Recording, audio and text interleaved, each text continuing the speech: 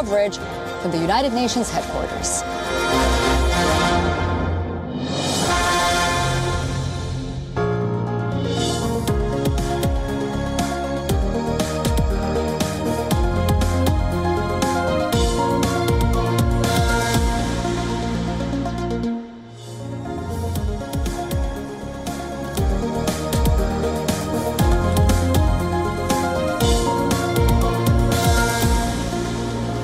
Well, thanks for staying with us. You're watching WION World is One. My name is Mohammed Saleh, and let's start this broadcast by taking a look as to what is making headlines at this hour.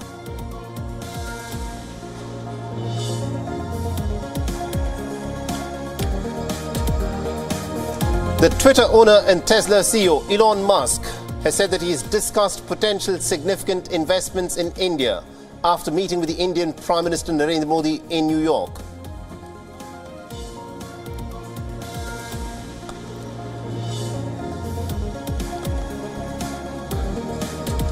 And China's foreign ministry has slammed comments by the US President Joe Biden equating the Chinese leader Xi Jinping with a dictator as open political provocation.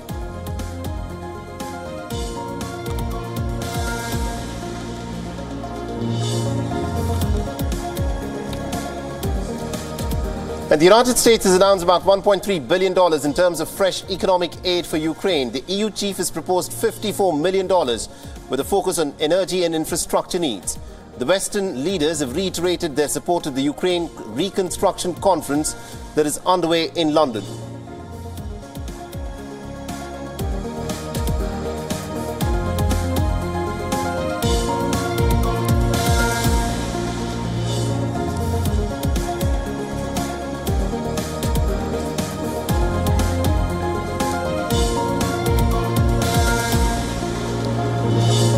And rescuers searching for a missing boat submersible near the wreckage of the Titanic have detected underwater noises in the search area, with oxygen for the 5 on board rapidly running out.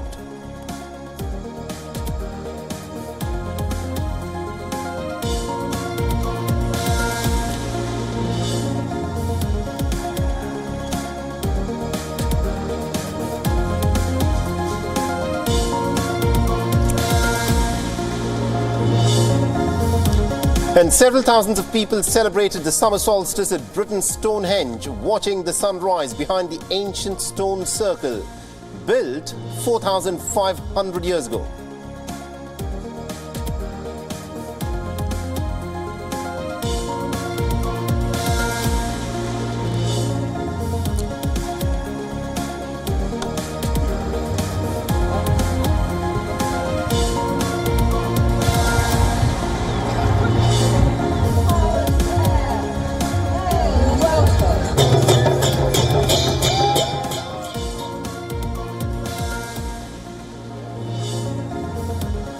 All right, so this, of course, is the big moment of India's soft power projection. Now, today is International Yoga Day, and as the world is observing International Day of Yoga, the Indian Prime Minister is at the United Nations headquarters as a part of his ongoing US state visit. हमें योग के जरिए हमारे अंतर विरोधों को खत्म करना है। हमें योग के जरिए हमारे गतिरोधों और प्रतिरोधों को भी खत्म करके रहना है। हमें एक भारत श्रेष्ठ भारत की भावना को विश्व के सामने एक उदाहरण के रूप में प्रस्तुत करना है। Now, according to reports, participants from more than 180 different countries will be observing the 9th year of the Yoga Day celebrations with the Indian leader in New York. Meanwhile, in India, several top leaders mark the day with community yoga sessions across the country. The Indian President Draupadi Murmu and also the Defence Minister Rajnath Singh led public celebrations of International Yoga Day.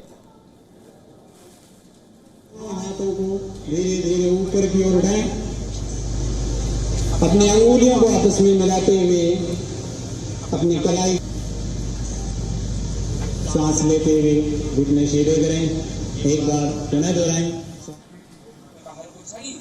And every year, International Yoga Day centers around a theme chosen by the United Nations, which highlights a specific aspect of yoga and also its impact on society. The theme for 2023 is Yoga for Vasudhaiva Kutumbakam. Now, this, of course, means the world is one family. The theme brings out yoga's role in bringing the world together. श्वास छोड़ते हुए धीरे धीरे गर्दन को नीचे लाइए। जिन्हें सर्वाइकल की समस्या हो, गर्दन को सामान्य स्थिति में रखें। एक बार पुनः श्वास भरते हुए गर्दन ऊपर उठाइए। All right, and also to give us a sense of what, of course, is happening at this moment in the United States of America, we're being joined in by our correspondents, Molly Gambhir, Siddhant Civil, and also Susan Tehrani. Now, Molly, let me in fact begin with you. This, of course, is the big moment. This is International Yoga Day, and the Indian Prime Minister will be at the United Nations in just a while from now, leading the Yoga Day celebrations.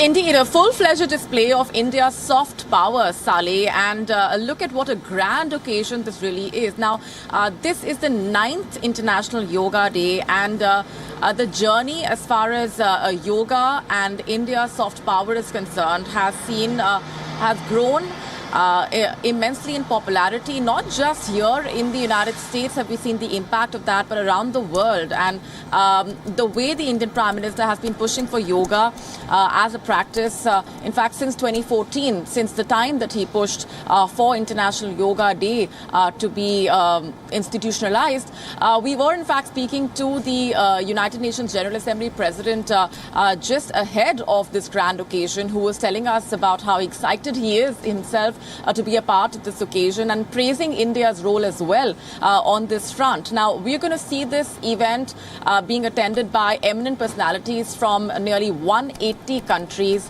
and the enthusiasm we saw firsthand, in fact, at the North Lawn of the UN headquarters in the run-up to the event as well. The preparations that have been underway in full swing, no stone has been left, leaving no stone unturned to make sure that this is an occasion to remember. It is an unprecedented event, Saleh, with the Indian Prime Minister present inside the UN headquarters at the North Lawn to actually lead the Yoga Day celebrations. Absolutely, indeed. Molly, do continue to stay on with us. And Siddhant, if I can bring you in on this. Now, yoga is something that we need to perform for a healthy life probably every single day of our lives. But the fact that it is now, being celebrated internationally is something that people should look at to try and improve their health. Give us a sense of what the people there right now at the United Nations lawn have to say about how yoga is an important and an inherent part of their life. Well, Mohammed, I'm standing inside the UN headquarters, and just in front of me, the preparations are underway. The Indian Prime Minister is expected to arrive in a few minutes from now, and it will be a star-studded affair. Richard Gere will be present along with the UNGA, United Nations General Assembly President as well. I spoke to some of the people while we were coming earlier today inside the UN headquarters, and many of the people are present. Many of them Indian Americans are quite excited to take part in this mega initiative, mega event happening in UN headquarters. We do see yoga happening on an annual basis since it was announced way back in 2014 in the UN headquarters, but this time it's little different given that it's being led by the Indian Prime Minister. Yoga is already very popular, but Prime Minister Narendra Modi's popularity adds another layer to the entire event, which is underway. In fact, it has now started as well, but essentially we will see the message by the Indian Prime Minister and of course other dignitaries who are present as well. I can now hear that it looks like most of the dignitaries have started to arrive. Richard Gere has also arrived inside the UN headquarters. We will also see the Deputy United Nations Secretary General also present and of course leading the Yoga Day celebrations. Diplomats from most of the countries are present. We are still awaiting the list of the entire countries who are participating, and India had sent invites to all the permanent representatives here participate in the Yoga Day celebrations. And essentially, this is a 1-hour event that is due to begin shortly. Absolutely, indeed, Siddhant. Do continue to stay on with us, and let me bring in our correspondent, Susan Tehrani, who's been patiently standing by. Now, Susan, yoga is essentially a form of exercise with a special emphasis in terms of how one controls one's breath. Now, this is something that's been very popular for ages. Give us a sense of how popular is yoga within the popular culture in the United States. That's absolutely a fantastic question. It's so prevalent and so popular, and it becomes more popular and popularized throughout the years while Americans have been practicing yoga for decades. We always talk about a post-pandemic world or even during the pandemic and the lockdowns. And so how many people really decided to take on yoga because the gyms were closed and because, it only required a mat. And a lot of people wanted to connect with themselves, go inward, move their bodies at the same time. And we hear time and again how much really that helped people, notably during the lockdowns, as I mentioned. And then post-pandemic, we see that spirit of yoga continuing. And I think it's prevalent really today, as you see behind me, where the stage is set for Prime Minister Modi to come, how popularized it's become even among dignitaries and delegates here at the United Nations. And it's no really coincidence that Prime Minister Modi wanted to bring yoga and the pillars of yoga in a multilateral setting at the United Nations at a time when there is so much turbulence. So perfect time, perfect place and venue.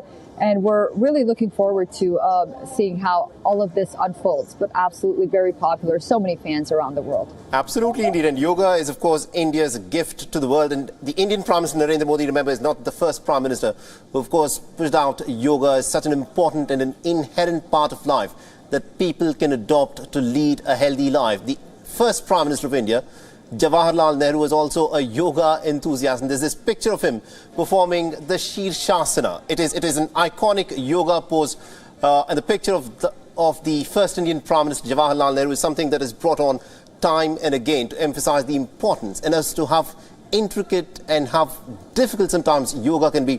Molly, if I can, of course, all right, there seems to be a bit of an issue in the line with my colleague Molly, and Siddhant, if I can bring you in on this. Despite the fact that India has been talking about yoga and how yoga has also been inculcated as a part of the school curriculum for children through the decades, Indian Prime Minister Narendra Modi has, of course, made it a sort of a mission for himself to try and send across the message as to how important yoga can be for everyone around the world, to inculcate it as a part of their regular everyday habit. Well, yes, the Indian Prime Minister has put it like this way, because essentially, well, yoga was quite popular. Everyone were essentially doing yoga, taking part in yoga activities. But since 2014, well, it was kind of institutionalized. There was a format.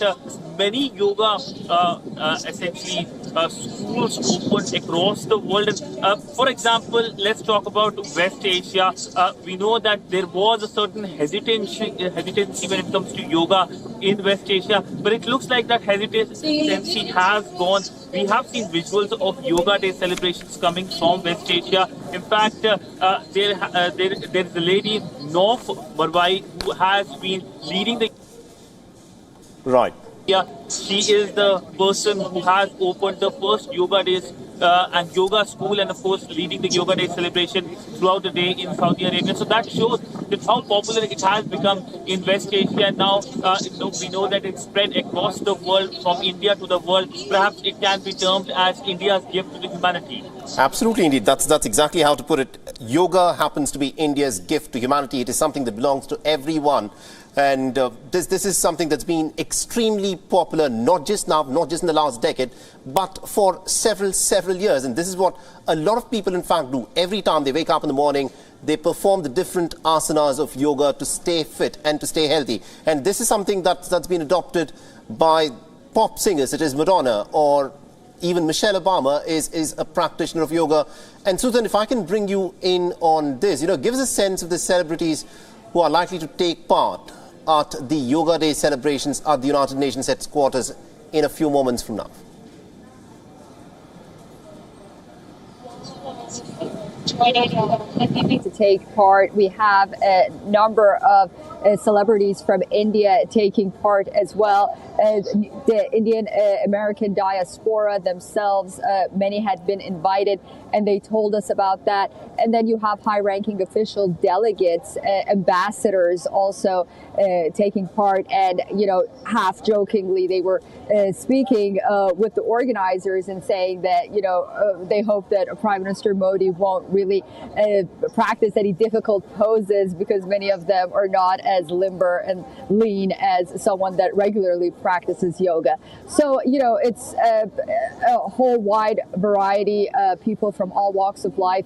They are going to be joining, but definitely a lot of well-known individuals as well, which also, again, you know, influencers, online influencers, which again really sets the stage for yoga to even become more mainstream. Absolutely, indeed. And let me bring in my colleague, Molly Gambhir, who's joining us from New York. I hope we've got the line fixed with them. Molly, the fact is, you know, outside of India, it is in the United States of America that we find the maximum number of yoga practitioners. And according to data, this is what is being said, that nearly about 36 million people in the United States, in fact, practice yoga as a part of their day-to-day lives. And the fact that the Indian Prime Minister is championing, you know, the practice of yoga and, you know, spreading the message that it is important for people to inculcate yoga into their daily lives. This makes him a sort of a fitness icon, doesn't it?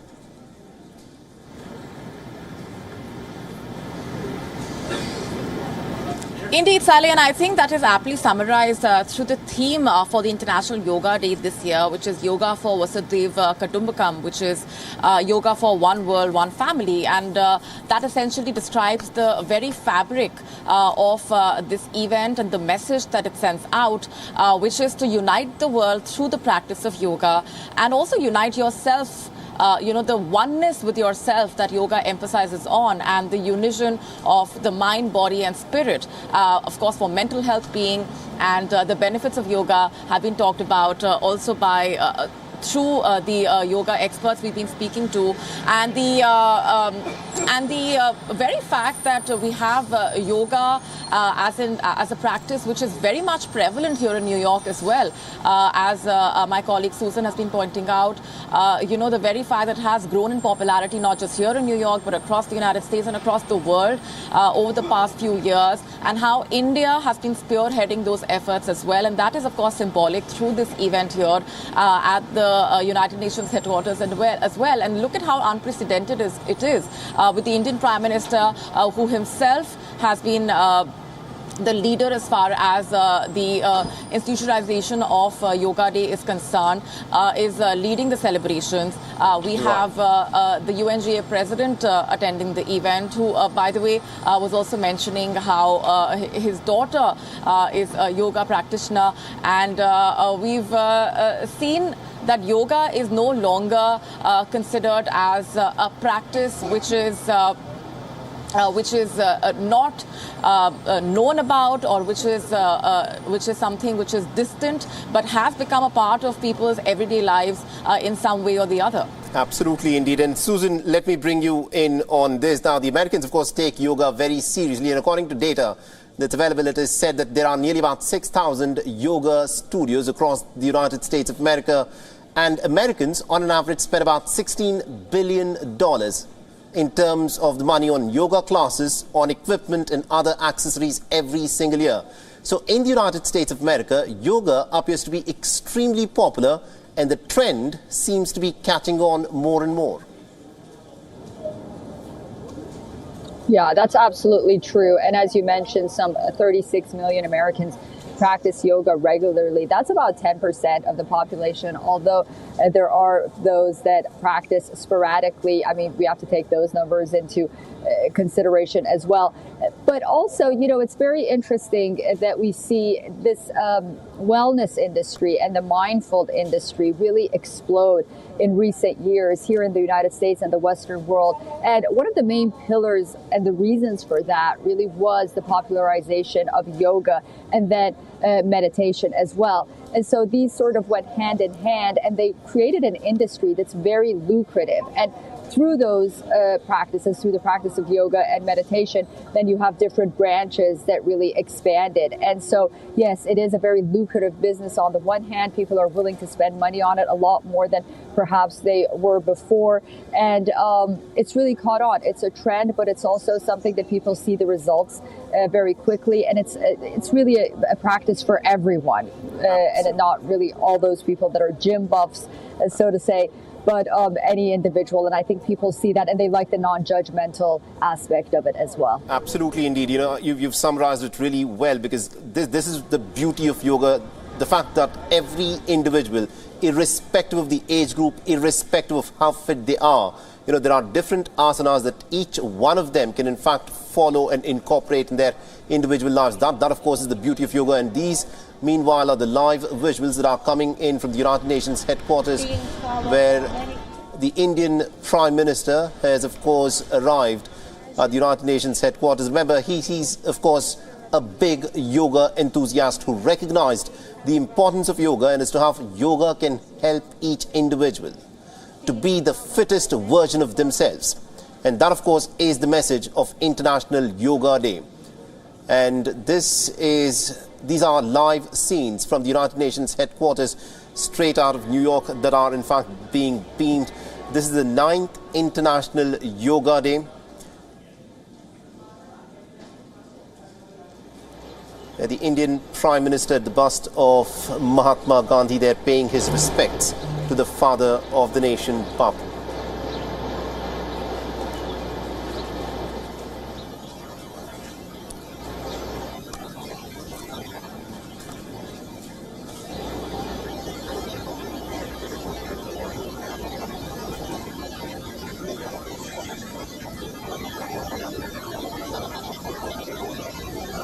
These are the other political leaders and dignitaries who are also paying their respects to the father of the Indian nation, Mahatma Gandhi. This is the bust that has been put in place at the United Nations headquarters. Remember, yoga is India's gift to the world. And this is such an important and also such a simple thing that everyone can incorporate as a part of their everyday, day-to-day lives.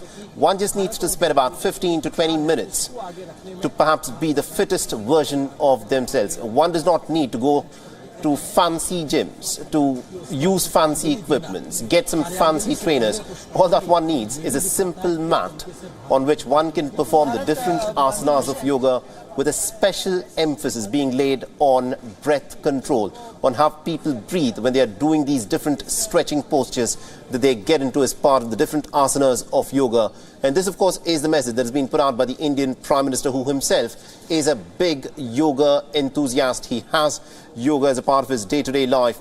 And this, of course, is a tradition in India, where every child in India does practice yoga both at their schools and also at their homes. And this is the message that India's Prime Minister has, of course, been taking to the world. But yoga per se, as remember, has been India's gift to the world. It is the ancient civilizational gift that India has always projected and has always encouraged people from different walks of life to incorporate as their way of living. And it is the United States of America, after India, which seems to be practicing yoga more than any other nation, because the Americans seem to be taking yoga very, very seriously. 36 million Americans reportedly practice yoga pretty much on a day-to-day basis. That's nearly about 10% of the population. And 1 in 3 Americans, that's nearly about 100 million Americans, have taken part in some form of yoga or another at some point of time in their life. That of course, is the importance of yoga. And unlike these heavy lifting exercises, the beauty of yoga is that it is incredibly simple, but also at the same time, it is incredibly effective in helping people lead very healthy lives. So in just a few moments from now, the Indian Prime Minister will, of course, be leading the International Yoga Day celebrations. These are live visuals that are being beamed from the United Nations headquarters in New York.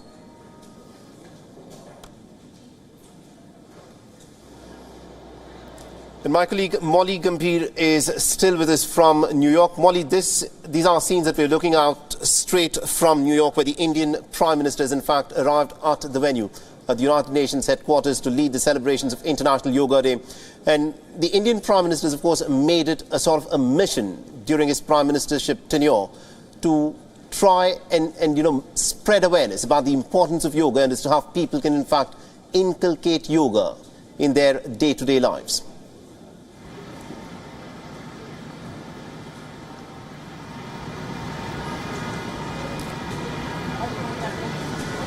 Indeed, and he has also been called the global ambassador for leading the yoga efforts, given the way since 2014 we have seen the journey of the International Yoga Day, which of course was started by the Indian Prime Minister himself, and the event taking place at the UN headquarters is in itself symbolic of the efforts that have been made by the Indian Prime Minister on this front. But let's also talk about how this is an important message on part of India.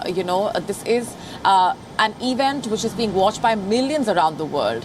And the very fact that India has been considered as a country which has been spearheading efforts on multiple levels to get the world united, this is one way in which the Indian Prime Minister has also sent out a message of unity, as a way in which the world can come together. And like I said, the theme for this year's Yoga Day symbolizes that as well, which is Yoga for Vasudev Kundupakam, which is Yoga for one world, one family, which means that this is a way, a thread to, in fact, keep the world united. And the benefits of yoga, of course, is, have been listed out by the Indian Prime Minister himself, talking about how it does help one actually lead our lives in the best version, as you've been pointing out as well, and the unison of the mind, body and spirit, and mental and physical health, mental and physical well-being as well. And the very fact that we have these attendees gathering at that event, which will be led by the Indian Prime Minister, is a huge message on part of India to the world as well.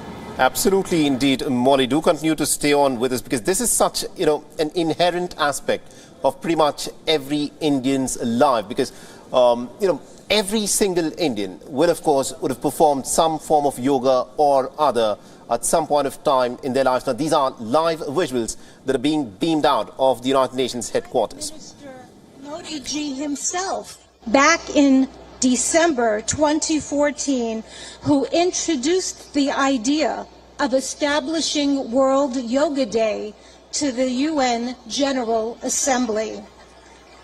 A record number of 175 member states recognized yoga's universal appeal and adopted the landmark resolution proclaiming June 21 as International Yoga Day, the day of the summer solstice here in the north.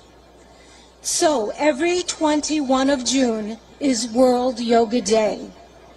This day provides people everywhere across the globe, all of us and everyone watching, an opportunity to reflect upon the countless benefits of practicing yoga. Indeed, an invaluable gift in the world from India's ancient tradition. We thank the Honorable Prime Minister of India for this notable initiative, which is now celebrated worldwide with enthusiasm and vigor. I will now begin the official part of today's event by requesting Ambassador Ruchira Kamboj, India's permanent representative to the United Nations, to the stage to deliver her opening remarks.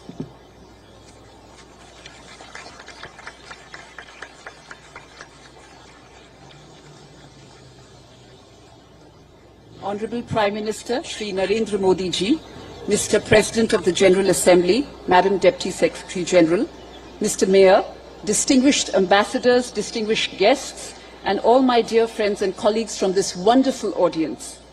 Today's celebration is indeed very, very special. Prime Minister Narendra Modi will lead us in doing yoga here at the United Nations lawns. To put matters in perspective, it was under his leadership and under his guidance that 21st June was declared as International Yoga Day, and it is only fitting, therefore, that the inspiration behind the idea is with us today in this scenic, multicultural setting of the United Nations. Ladies and gentlemen, it is truly beautiful to see so many around the world gather in solidarity for yoga. It is not living with the burden of weight or the lightness of oblivion. It is a choice made with balance, an idiosyncratic beauty, timeless throughout the progress of humanity. Yoga has endured. It is truth beyond articulation, wisdom beyond time. I hope all of you will cherish 21st June this year and hold it close to your hearts, today and forever. Thank you.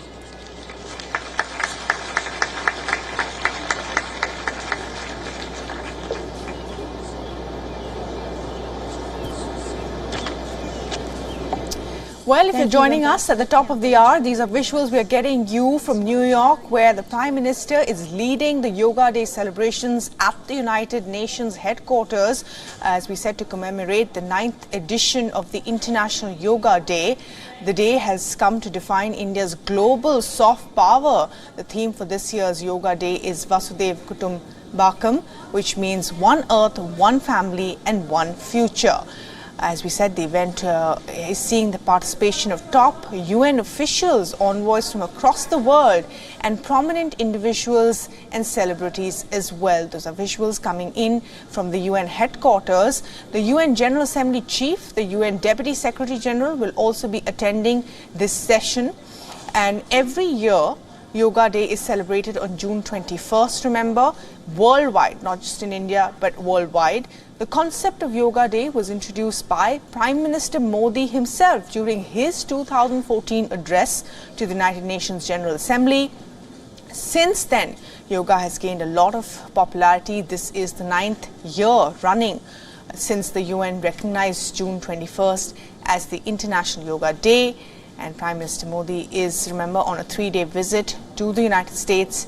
His first state visit, but not his first visit. He's been to America multiple times. He has bipartisan support that India enjoys in America for trade, for defense ties, and for soft power as well. Those are visuals there of Prime Minister Modi. They're seated with top officials of the UN, presumably at the UN headquarters. As we said, this is a 3-day visit, which will also include a state dinner, an address to the US Congress, and diaspora events and multiple meetings with business leaders. So it's a mix of everything really there in the United States. Siddhant Sibal and Susan Tehrani are joining us live from New York. And Susan, first to you, well, live visuals coming there from New York. Prime Minister Modi has arrived. Do we expect him to also speak at this event? Susan. Yeah. Yes, well, we don't have the schedule in front of us right now, but it's very likely that Prime Minister Modi will also say a few words before starting this practice, this celebration. Right now, we see numerous individuals who've come to the podium and talked about the importance of yoga, but also the importance of how Prime Minister Modi in 2014 started and launched International Yoga Day.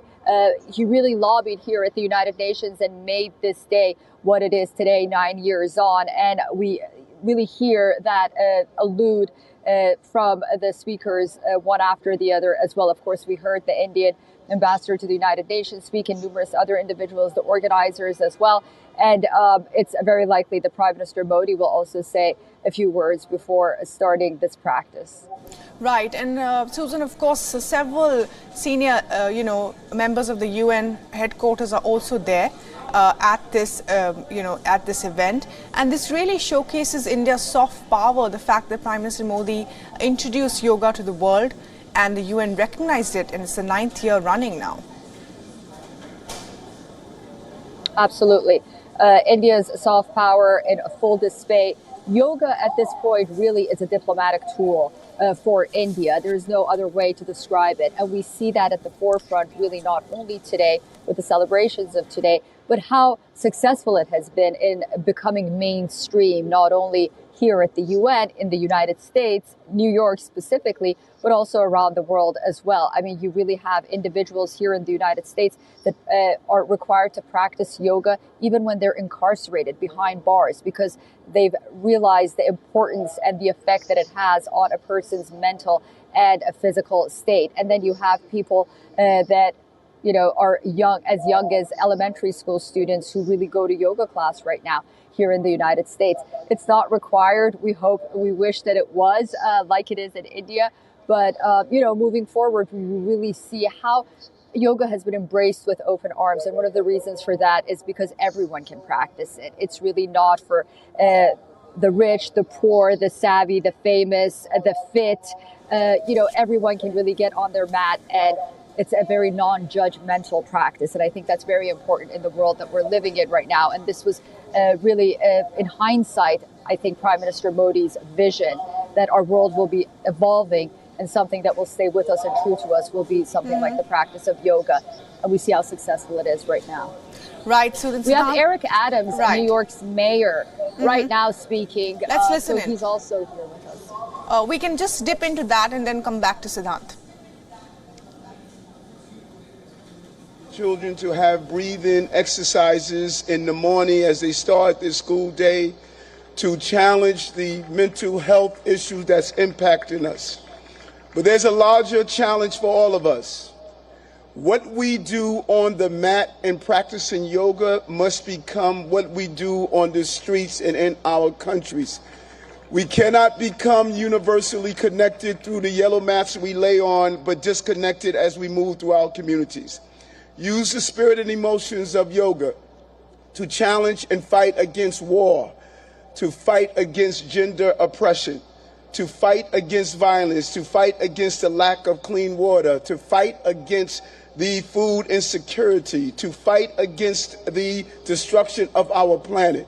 Our connectivity is not only how we're connected to our families and our parents. We have two mothers. One gave birth to us and one sustains us.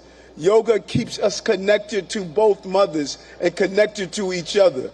This International Yoga Day is an international call for us to stand up for humankind across the globe and all living beings.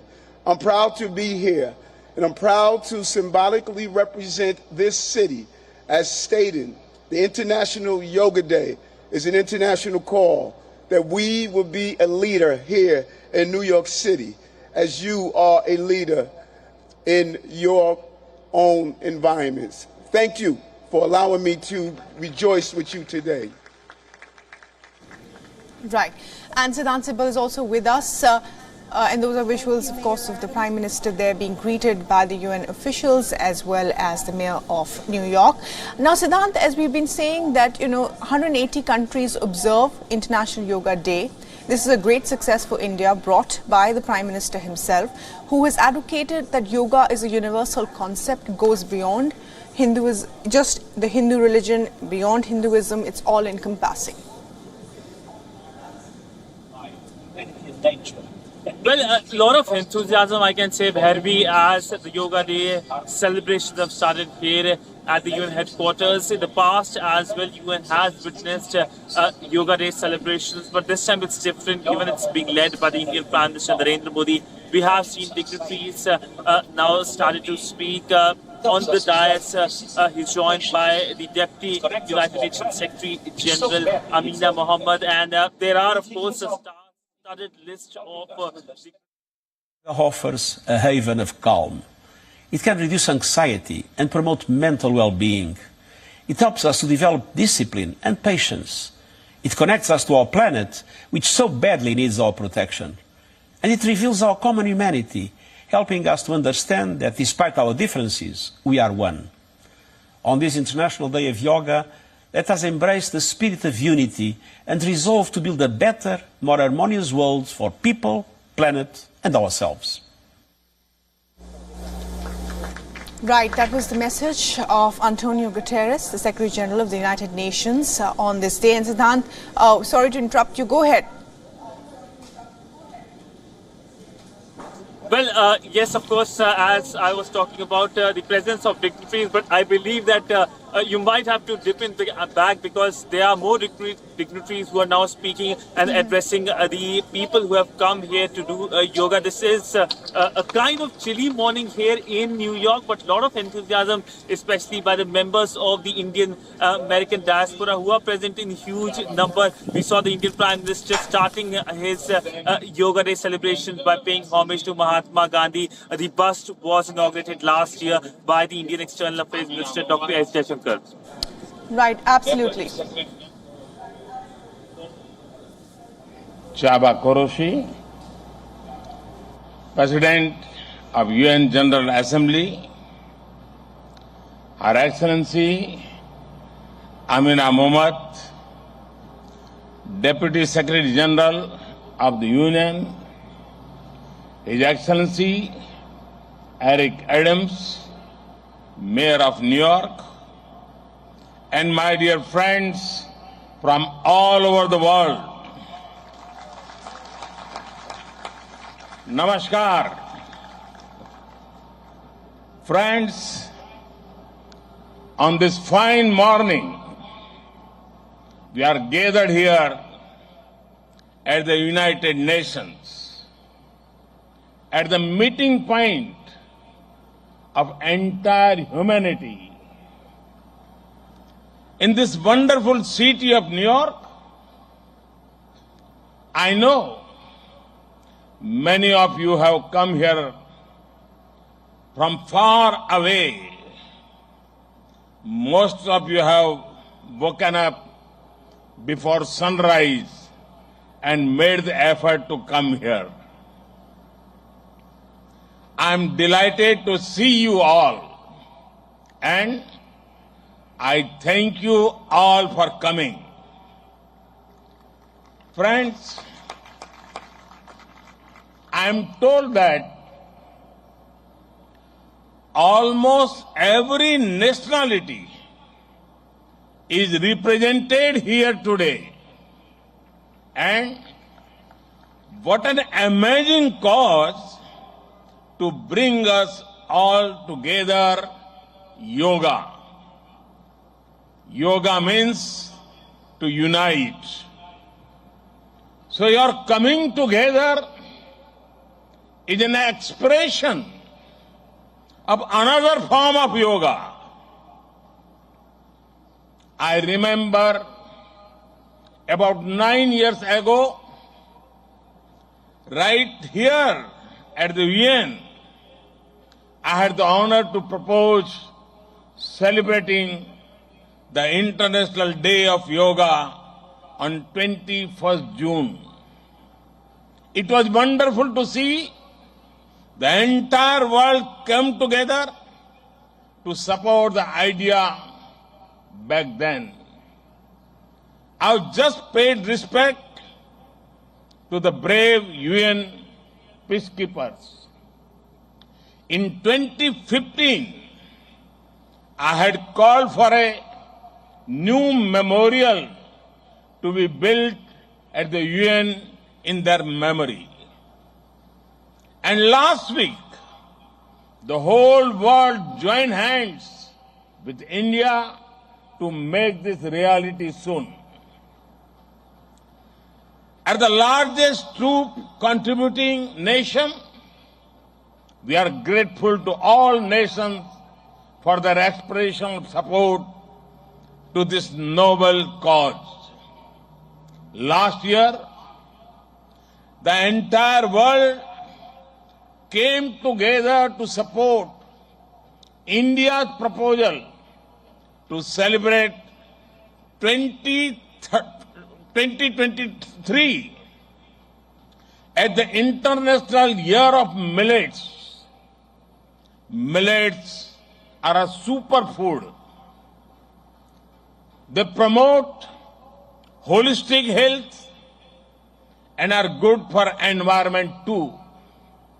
And today, it is wonderful to see the entire world come together again for yoga. Friends, yoga comes from India. and it is a very old tradition. But like all ancient Indian traditions, it is also living and dynamic. Yoga is free from copyright,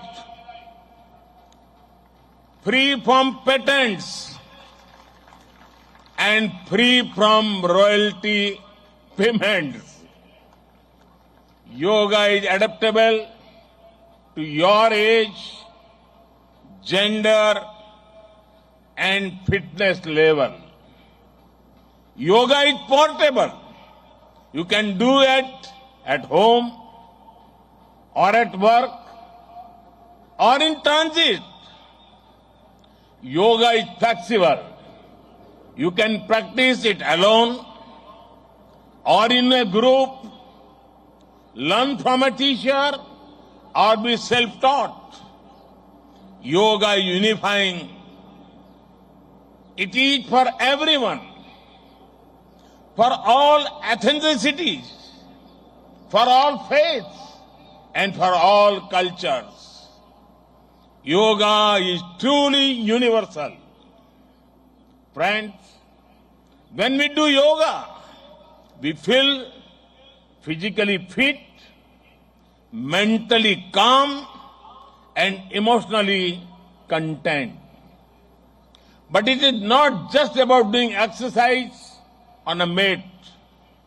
Yoga is a way of life, a holistic approach to health and well-being, a way to mindfulness in thoughts and actions, a way to live in harmony with self, with others, and with nature.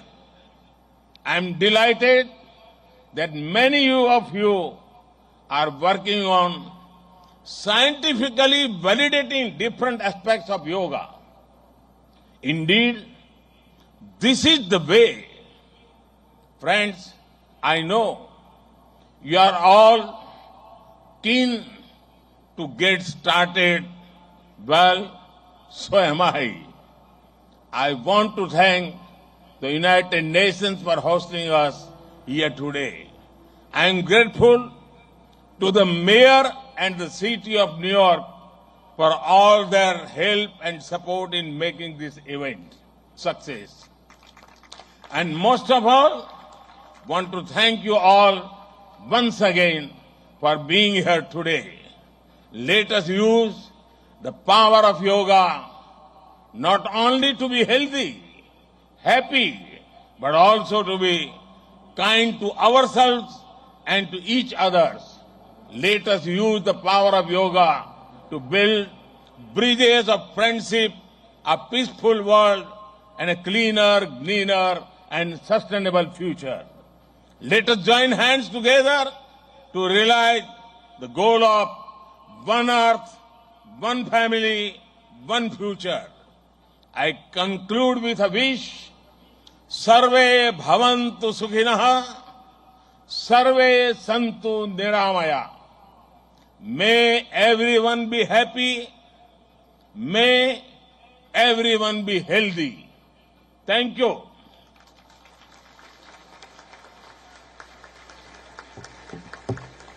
Right, that is Prime Minister Narendra Modi there, thanking the wonderful city of New York and the UN officials for bringing the International Yoga Day's 9th edition to New York in the United States. He's also said that I know that almost every nationality is represented here and yoga is coming together as an expression of a different kind. He said that 9 years ago, he had the opportunity and the honor to propose celebrating the International Yoga Day on 21st June. And it was wonderful that the entire world from then on came together to celebrate yoga. In 2015, I called for a new memorial to be built in the memory of the UN peacekeepers. That was also done, he said, and it's an aspiration and inspirational support for all. And going on to say that yoga as a form is an ancient Indian tradition that has been brought to the whole world. It has no boundaries, no religion, It has no copyright, he says. It's free from patents, free from royalty, and it is adaptable to all ages and all kinds of people as well. And this really is a celebration of India's soft power. Remember, Prime Minister Narendra Modi is leading this yoga session here. He was the one who brought yoga to the UN in 2015. Prime Minister Modi came forward with the concept of Yoga Day during his speech at the 69th session of the UN General Assembly in 2014. After listening to the concept, all 193 member states of the United Nations had agreed to observe this day as the International Yoga Day. It was first observed on June 21st, 2015. From then, International Yoga Day has become a global phenomenon and is now celebrated in over 190 countries. And yoga, of course, is an ancient physical, mental and spiritual practice that originated in India. The word yoga derives from Sanskrit and means to join or to unite, symbolizing the union of body and consciousness as well. And really is clearly a celebration of India's strength as a power, both in trade and in other areas, but also the fact that this is a unifying message brought by Prime Minister Modi to the entire world.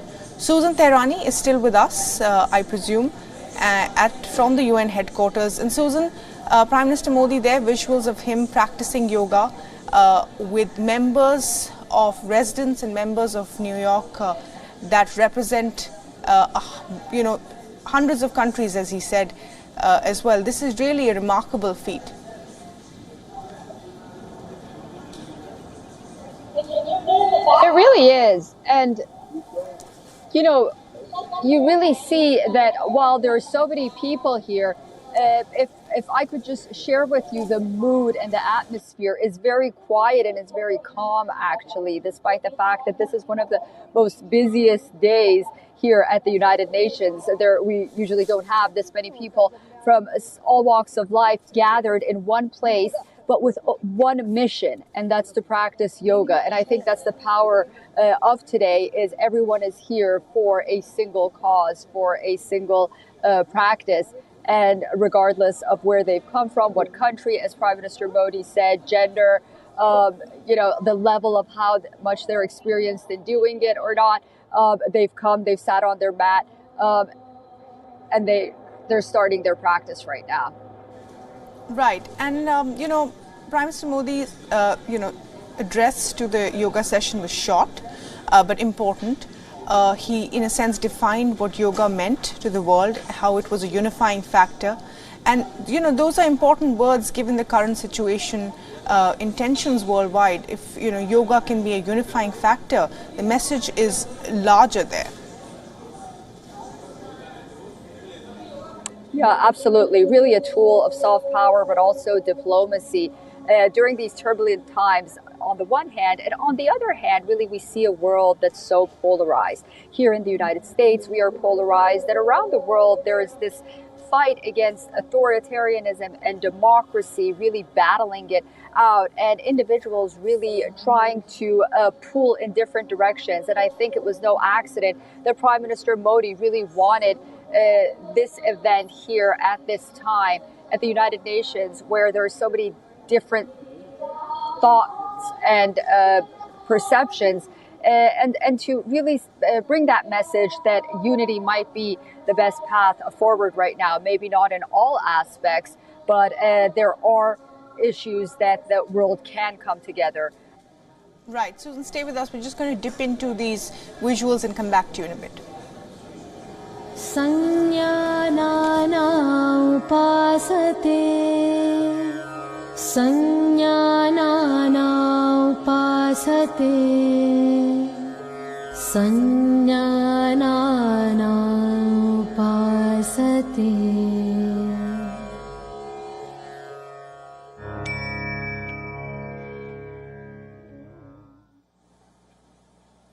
Let's relax our hands in our lap. And when you feel ready, you can gently open your eyes.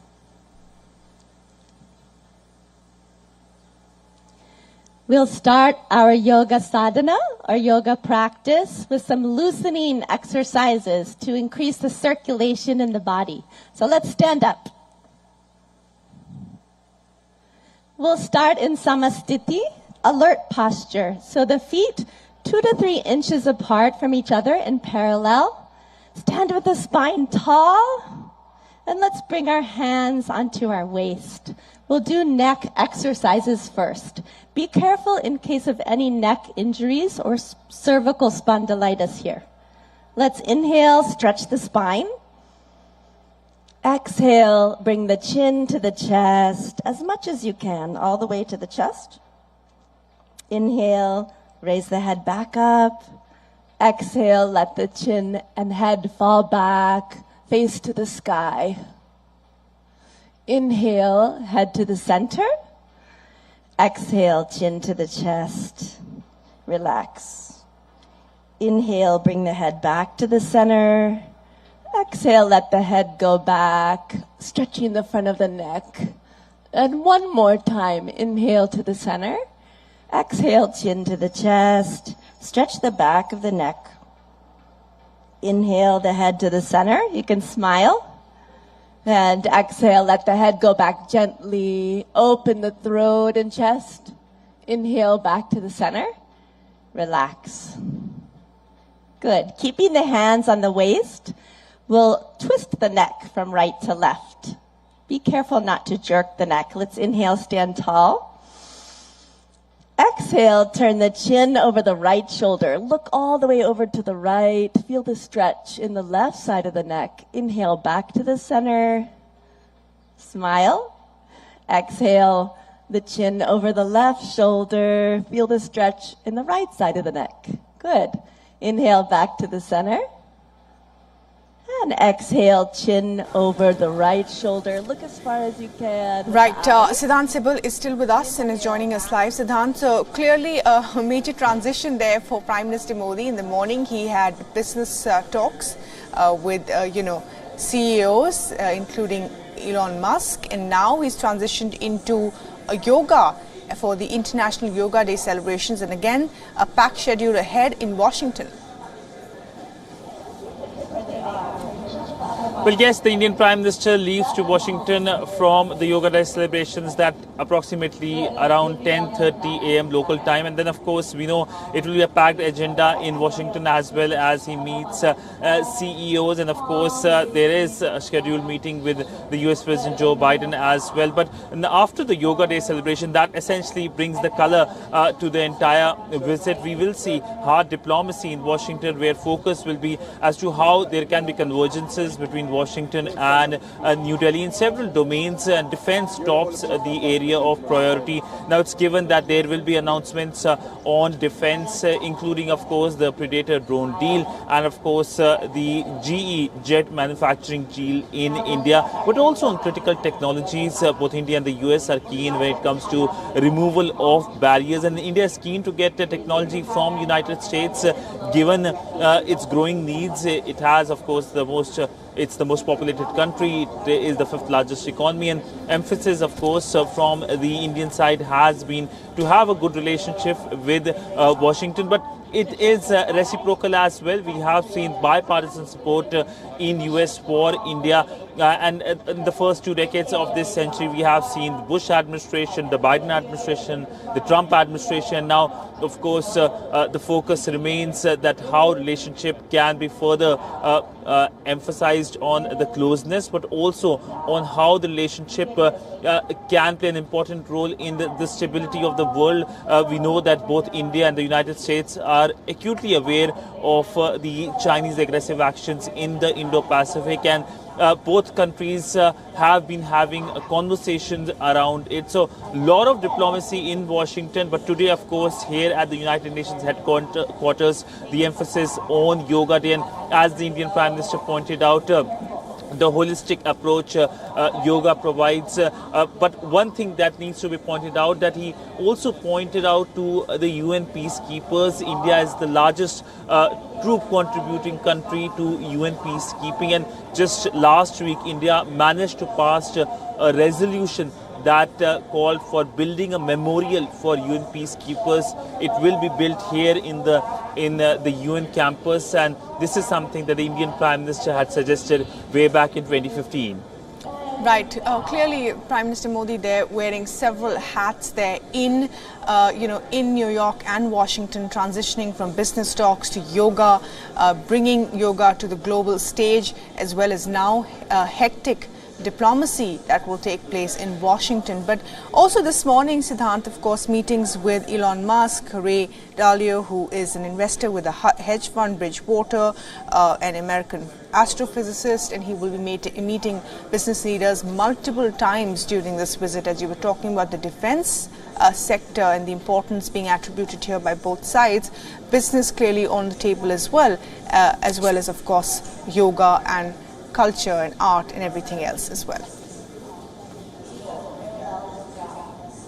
Well, yes, of course, it was a star-studded event. I would like to phrase it that way. The Elon Musk meeting is something that has been dominating the headlines in past few hours, and essentially it looks like he will be keen and betting on India. He was enthusiastic to meet with the Indian media as well here at the lobby of the hotel where the Prime Minister is staying. But essentially now it has become part and parcel of Indian Prime Minister's agenda abroad, that he meets influencers, thought leaders and business leaders. He also met a lot of thought leaders yesterday here in New York. But essentially the focus was as to how to shape the narrative for India and, of course, talk about India. Many of these thought leaders have huge following here in United States. In fact, Elon Musk was quick to tweet when it comes to his meeting with the Indian Prime Minister, and that, of course, every side is aware of the popularity Indian Prime Minister also enjoys, especially on Twitter. We have seen how the discourse has come on Twitter since 2014, especially in India. But largely, when it comes to his New York leg, it was the meeting with the thought leaders, the influencers and yoga. And now the emphasis shifts to Washington, where again he will be meeting several of these high-profile people and also addressing the US Congress. That is something that will be closely looked by global community. In fact, he is the second Indian Prime Minister to address the US Congress. He had addressed the US Congress in 2016, and at that address he talked about how India and the United States are burying the hesitations of history. That means that basically going full throttle when it comes to making sure the relationship can see convergences. This is a significant moment for India-US relationship, because remember, just 2 decades ago, India-US relationship weren't that very friendly relationship, especially after India conducting the nuclear test in 1997. But now it looks like a full embrace from the two sides. In fact, the US ambassador to India, speaking in Washington yesterday evening local time, said that while the relationship was complicated in the past, now both the countries are dating each other. Right, Siddhant, of course. So a full embrace now. But, these visuals also, of course, suggesting a larger message, the fact that countries like America and Australia and other global powers recognize Prime Minister Modi's, influence, that he is a popular leader, he's a mass leader, that his words matter. And on issues such as these, yoga or other issues, if he can actually bring people together. So whether they are diaspora events in various countries, including in America, the last one saw a massive number of people turning up, and there are diaspora events here as well. The administrations in America understand that Prime Minister Modi is a popular figure.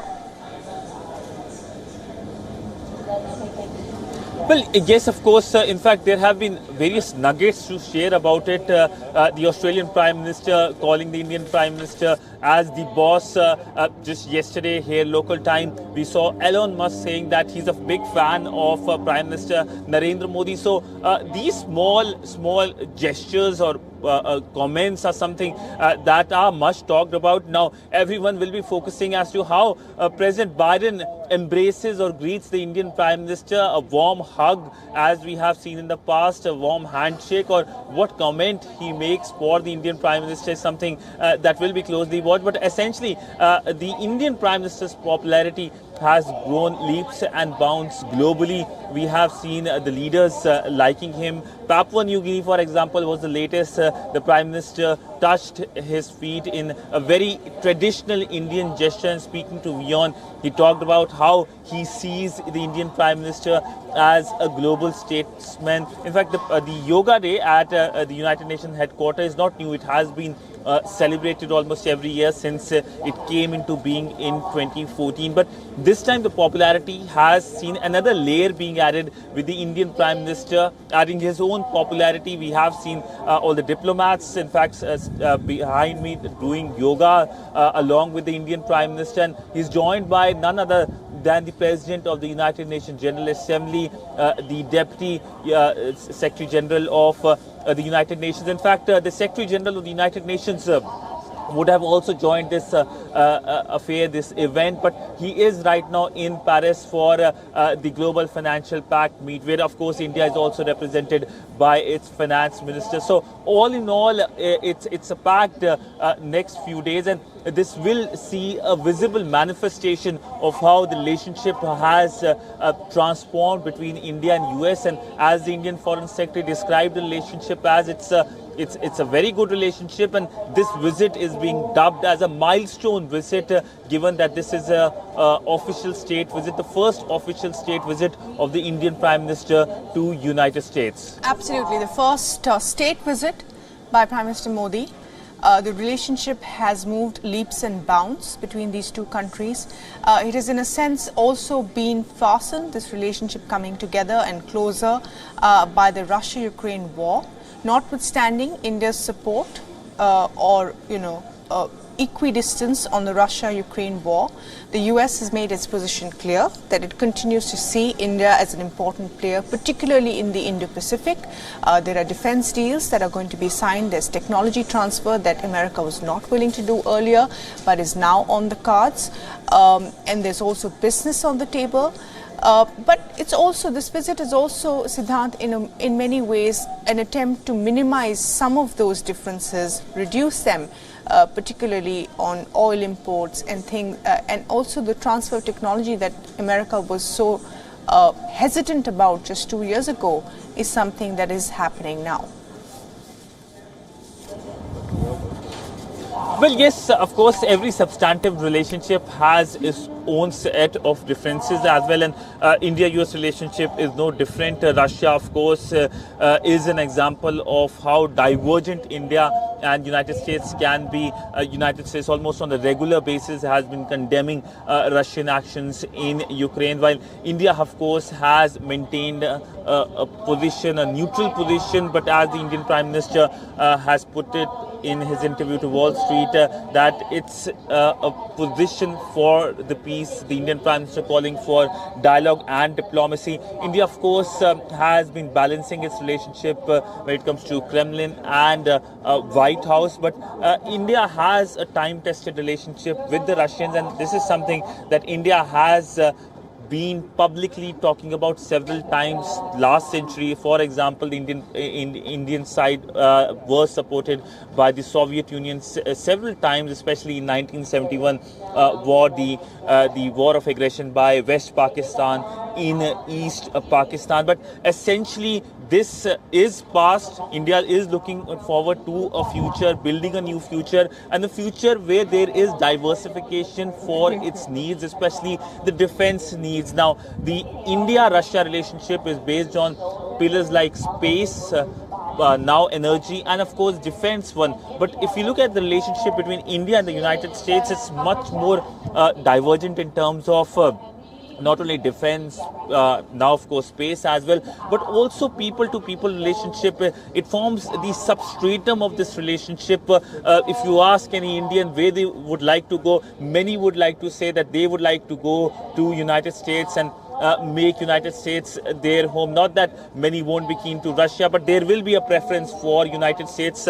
If you go to for a visa, in fact, that you can see in Delhi, you'll see a very long line in front of the US embassy. That might not be the case when it comes to the Russian embassy, and that, of course, is again a visible manifestation of how the people-to-people relationship has been transformed. So there are several divergences. Both sides are aware of it, and the focus, of course, is to minimize the divergent issues and make sure that there are convergences between the two sides, and we will see a celebration of sorts when it comes to convergences during this visit of the Indian Prime Minister as he travels to Washington later today. Right, absolutely. And if you're just tuning in, these are visuals coming in from New York, where Prime Minister Modi is leading the Yoga Day celebrations at the UN headquarters in New York on the 9th International Yoga Day. The event is seeing the participation of top UN officials, envoys across the world and prominent individuals. The UN General Assembly Chief, the Deputy Secretary General are also attending the session. Every year, Yoga Day is celebrated on June 21st worldwide.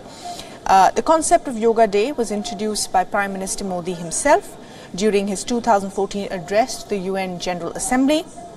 Since then, yoga has gained a lot of popularity worldwide. And as we said, this is the 9th year since the UN recognized June 1st as the International Yoga Day. And Prime Minister Modi, of course, has a packed schedule there in the United States. It starts in New York and ends in Washington, where we will see busy diplomacy. And Prime Minister Modi has really, in a sense, had a relentless effort to position India as a global power player and also as a global soft power with, yoga and small gestures, routines shared have really sort of made yoga a popular event and activity worldwide. Over 180 countries now have embraced this Yoga International Day every year. This morning, the Prime Minister met business leaders. He's wearing several hats there in America.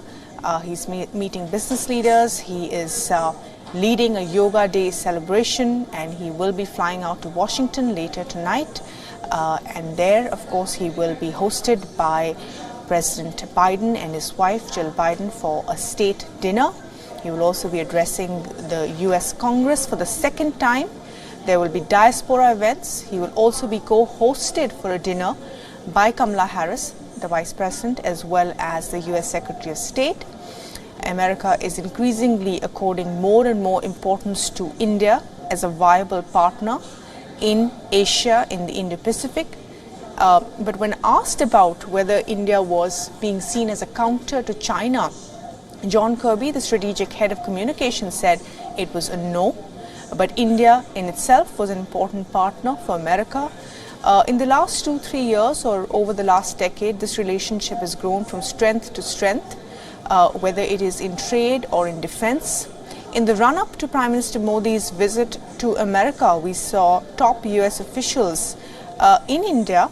The Defense Secretary Lloyd Austin was here, as was as other leaders as well from America, in a lineup in which a roadmap for potential defense deals were discussed. And on the agenda, of course, in Washington would be the co-production, technology transfer for jet engines, co-production, as well as cooperation in emerging technologies, possible sale of Predator drones from America to India, as well as many other things that are on agenda. So at the heart of this visit is really bipartisan consensus in Washington for fostering closer trade and strategic ties really with India.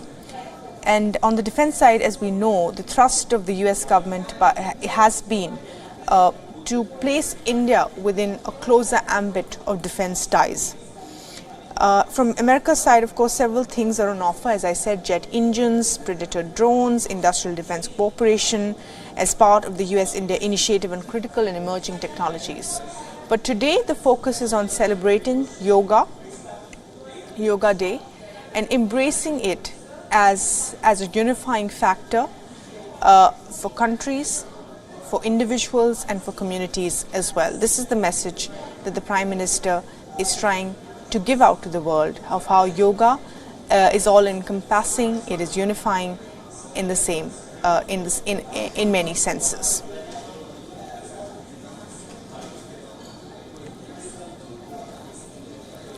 For lotus or half lotus, sit with the spine tall.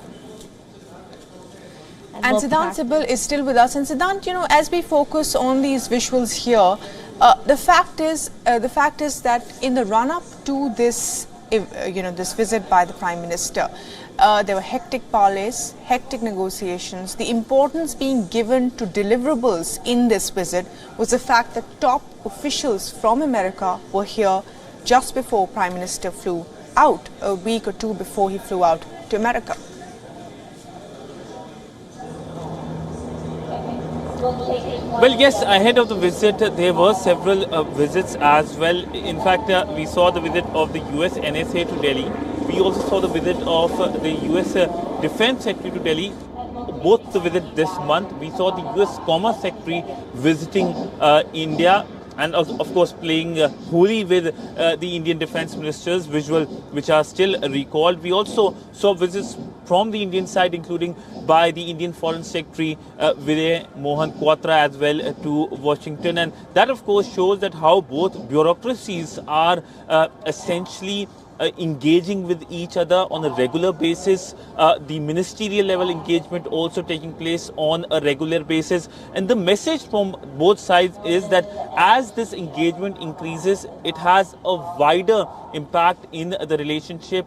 Also, the hesitations are being dropped, the trusts are being built, and both sides are keen to become each other's technologically trusted partner. This is something that has been emphasized during the visit of the US NSA. He in fact standing alongside the Indian NSA Ajit Doval in Delhi just last week talked about how there should be removal of barriers in terms of transfer of technology, and US sees essentially India as an important partner in the Indo-Pacific, where of course there is a very aggressive China which has been involved in border dispute with India. Galwan incident is seen as essentially the 9/11 for India, and since then relationship between India and China have gone southwards. China has been aggressive with Japan when it comes to Senkaku Islands in the South China Sea. It's a story that we all know. So essentially, at a time when China has been aggressive with the country in the region, the relationship with New Delhi and Washington is something that defines the wider partnership between the two countries and defines the global geopolitics as well. What is interesting to note is that this is the week in which the Indian Prime Minister is here in United States, but just before that we saw the crucial visit of the US Secretary of State Antony Blinken to Beijing. He met with the political leadership, hoping that there can be some kind of semblance in the relationship instead of a free fall, which we have seen. But it looks like that the US and China relationship are expected to be in some kind of problematic situation for pretty long time. It looks like there is more commotion here as more and more people come to click pictures of the Yoga Day celebrations at the UN headquarters. But coming back to India-US relationship, this is a relationship that will define this century. Many were optimistic about India-China relationship, but it is highly unlikely. It looks like China is keen to dominate Asia and the world, and it is getting strong resistance, especially with India, US, Australia and Japan coming under the Quad rubric. We know that India is going to host the Quad Summit next year, and for that US President will be traveling to India. In fact, this year there will be a visit by the US President Joe Biden as well for the G20 Summit that takes place in September. So a lot of high-level visits from US which culminate into the visit of the top leadership, that is President Biden. Yes, absolutely. And going back to the point about the US Secretary of State being in China, America continues to say that India is not being seen as a counterbalance to China, but obviously, the steps that are being taken by America would suggest otherwise. The relationship between China and the US has, of course, remained in suspended animation for a long time. The talks have been in a stalemate. The only factor that's changed in the last week is that they are now talking.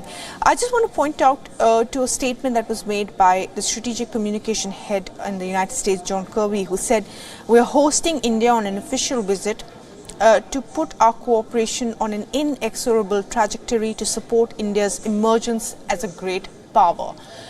So Siddhant, while the two sides, of course, continue to say that this relationship is a relationship that has no other element, the bifurcation of that, is not, the angle is not China or Russia. Both sides say that, but obviously those are factors that come into play when these two sides talk. Well, yes, China is a factor in almost every relation in the world, whether it's Pacific, whether it's United States. And of course, India and US have their own set of relationship hinged on several pillars, whether it's people-to-people relationship. There are a number of Indian students here in United States, whether it is security, trade, economics, whether it is the reforms of the United Nations Security Council as well, because it looks like that even the US is now keen on a massive reform of the United Nations Security Council, especially since the Russia-Ukraine conflict broke last year. Now, if we take a look at the US and China relationship, it is a very complicated relationship. This is a relationship which it looks like from outward that the Americans are keen to improve with the visit of the US Secretary of State Anthony Blinken. But can the world trust China is the big question. Everyone has its own set of negotiations with the Chinese. The Indians have it, the Bhutanese have it, the Americans have it. But there is one common line perhaps emphasis on is that while the other side talks with the Chinese, the outcome is same. What the Chinese have to do, they essentially do. We know that India is involved in a long border conversation with the Chinese. It happens almost on a monthly basis now. We get a readout which looks almost similar as the previous readout is, and we actually don't see any movement on the ground. So it is difficult to trust China, and that is why there is a focus from the global community, especially like-minded countries like India and the United States, to work together in almost every sector, in almost every way possible, I would like to put like that, whether it's IPEF or whether it's the Quad. Quad looks like a grouping that is emerging and has a lot of future in terms of humanitarian support in the region. Vaccines was an example of that. Of course, the Chinese have been dubbing it as the Asian NATO, which has been dismissed by all the sides. Right, Siddhant, thanks very much indeed for joining us with the very latest. We just want to circle back to what's happening right now in New York. Well, these are visuals, of course, of the Yoga Day celebrations being led by Prime Minister Modi in New York at the UN headquarters. And this is continued live coverage that we're getting you for the next 2 days from the United States, Prime Minister Modi's state visit. It's a packed schedule. We'll be getting you all the very highlights of that. And of course, today's big story is in fact the hard benefits of soft power that are on display there at the United Nations headquarters. We'll be leaving you with those visuals. Back in a few moments with Susan Tehrani on the other side. Stay with us.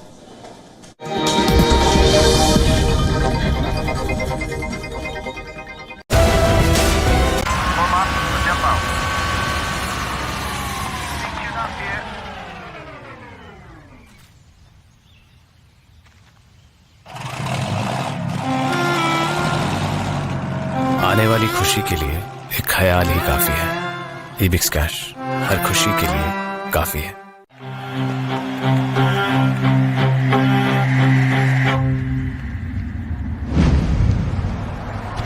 कभी-कभी खुशी के लिए एक उदाहरण ही काफी है। ईबिक्स cash हर खुशी के लिए काफी है। WION Health Resort is unique, the only one of its kind. Experience the 4 paths of natural wellness: yoga, Ayurveda, acupuncture, and naturopathy. Each uniquely customized program improves the whole person to make every person whole. Come to WION Health Resort. Make your reservation at WION.com. After the collapse of the Kherson Dam and the deluge caused, fighting intensifies between the Ukrainian and the Russian forces. As the much talked about Ukrainian counter-offensive seems to be getting underway, France, Germany and Poland firm up talks on the security guarantees Ukraine desperately needs. All eyes are now on NATO leaders' July summit in the Lithuanian capital. Will it focus on Ukraine's push for accession to NATO? Who will be the next US president? As Trump gears up to take on Biden, his deputy Pence calls him unfit. But it's DeSantis who is drumming up support. A dozen Republicans in the fray and counting. Will a crowded contest benefit Trump? Race for the White House on WION. World is One. Gravitas tells you stories which others won't. And tonight we will tell you about this new strategic map that is being drawn. They say your enemy's enemy is your friend. Is that the foundation of the new defense bridge between India and America?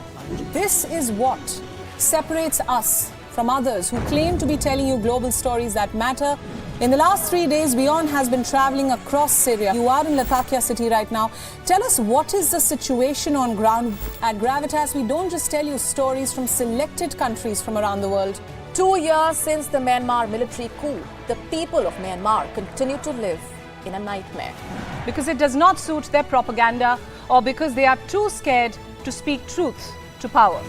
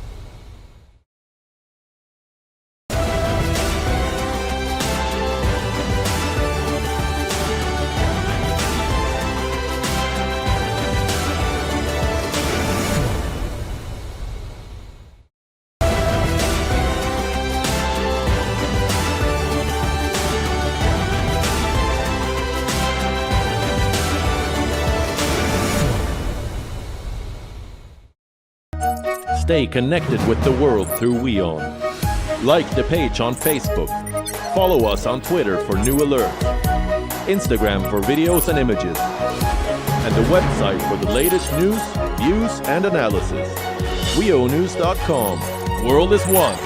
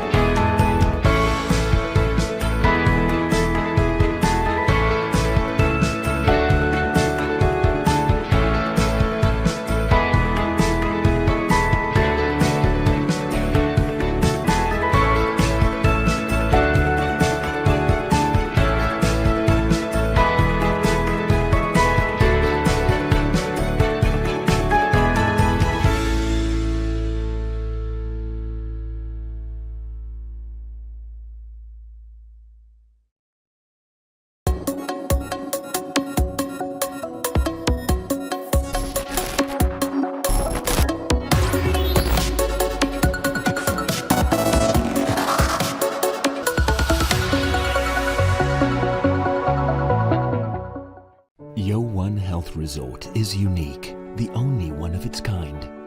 Experience the 4 paths of natural wellness: yoga, Ayurveda, acupuncture, and naturopathy.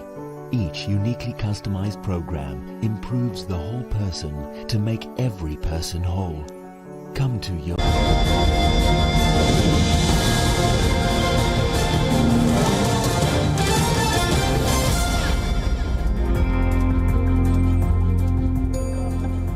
Everyone, welcome to WION Live broadcast from New York City. I'm standing outside the United Nations headquarters here in New York. I'm Susan Tehrani, and let's take a look at this hour's headlines.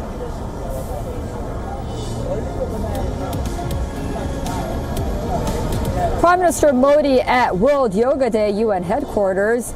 Indian Prime Minister Narendra Modi leads 9th International Yoga Day celebrations at the UN headquarters in New York. Reports of International Yoga Day celebrations from around the world.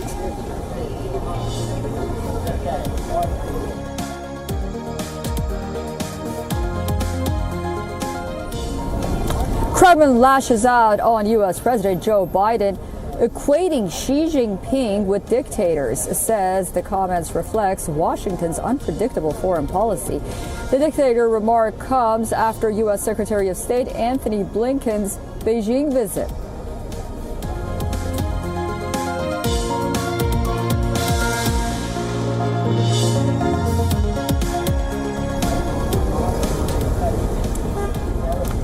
The United States announces $1.3 billion in fresh economic aid for Ukraine. EU chief proposes $54 million with a focus on energy and infrastructure needs.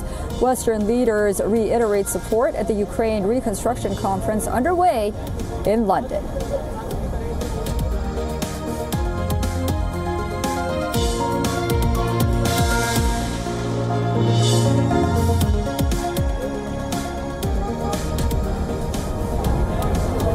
Big China-Nepal landmark. China's Sichuan Airlines aircraft becomes the first international flight to land at Nepal's Pokhara Airport. Chinese envoy cites big BRI cooperation. Nepal rejects debt trap concerns.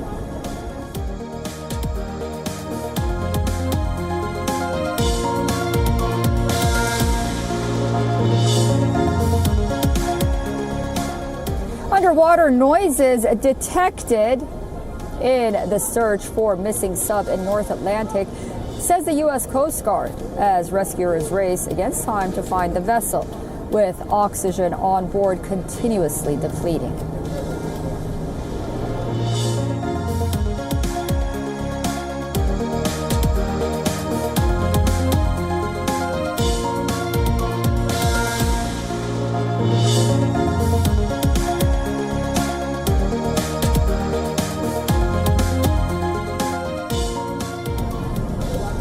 As the world observes International Day of Yoga, Indian Prime Minister Narendra Modi is leading the 9th International Yoga Day celebrations at the United Nations headquarters, which just wrapped up. The Yoga Day program is being held at the North Lawn of the headquarters. Every year, International Yoga Day centers around a theme chosen by the United Nations, which highlights a specific aspect of yoga and its impact on society. The theme for 2023 is Yoga for Vasundhara Kutumbakam. The term translates to the world is one family.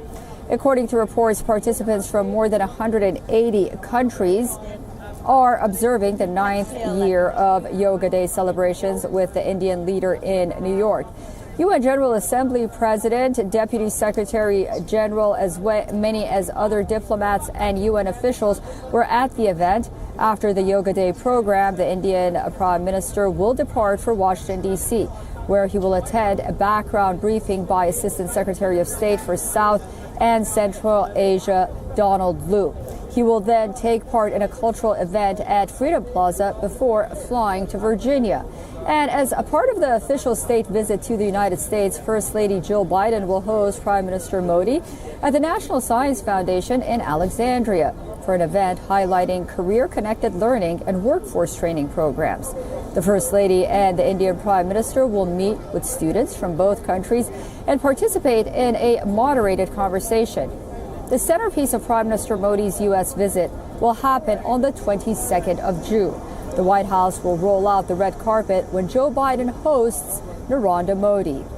The U.S. President will hold bilateral talks with the Indian Prime Minister. On June 23rd, the Indian Prime Minister will be hosted by U.S. Vice President Kamala Harris and Secretary of State Anthony Blinken. Mr. Prime Minister, it is my honor to welcome.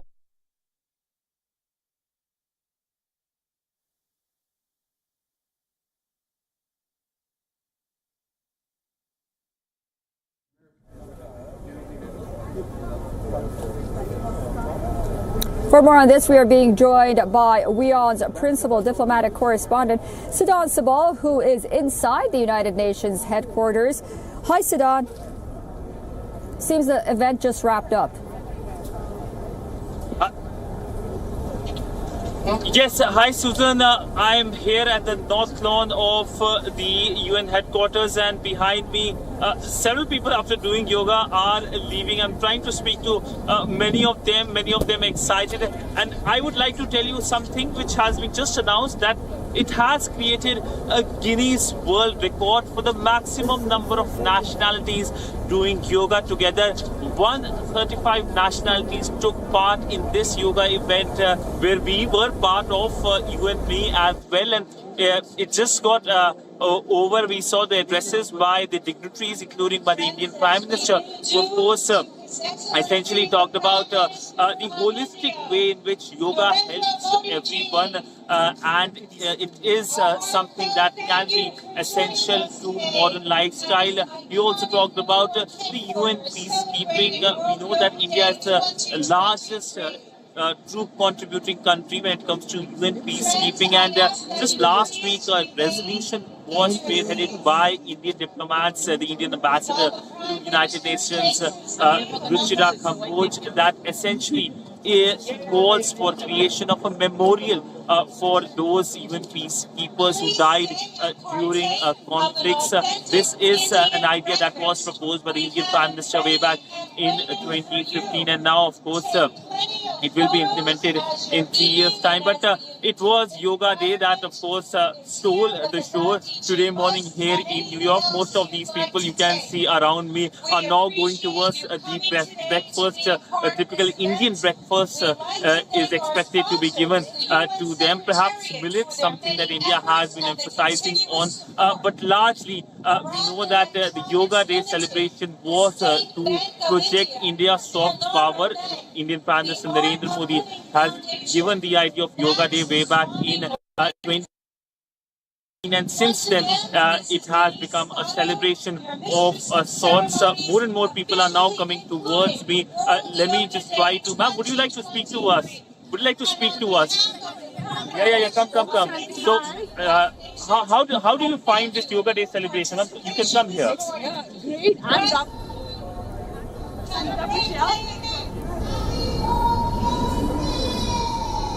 Can you turn this?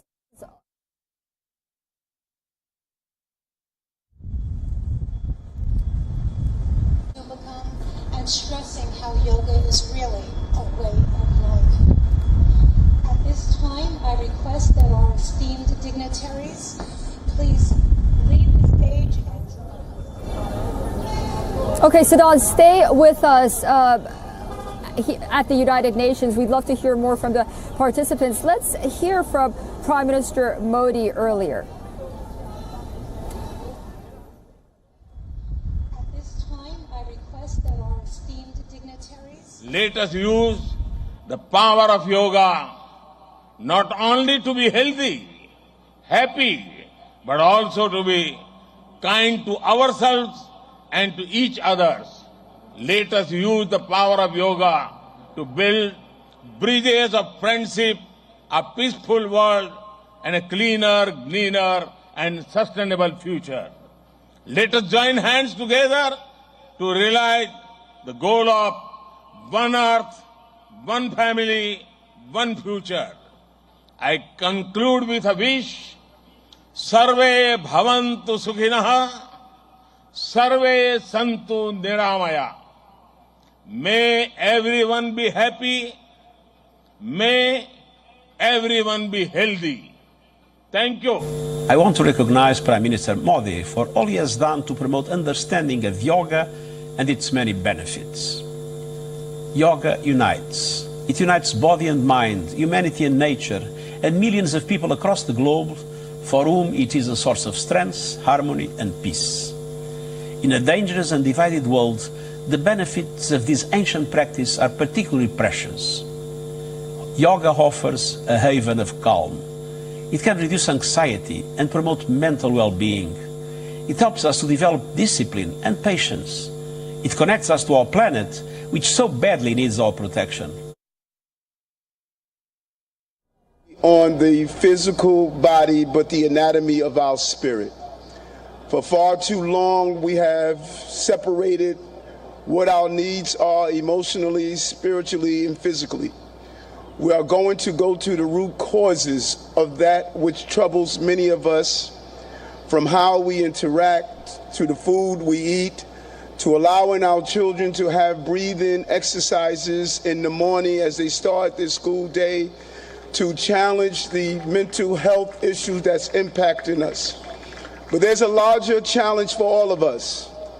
What we do on the mat and practicing yoga must become what we do on the streets and in our countries. We cannot become universally connected through the yellow mats we lay on, but disconnected as we move through our communities.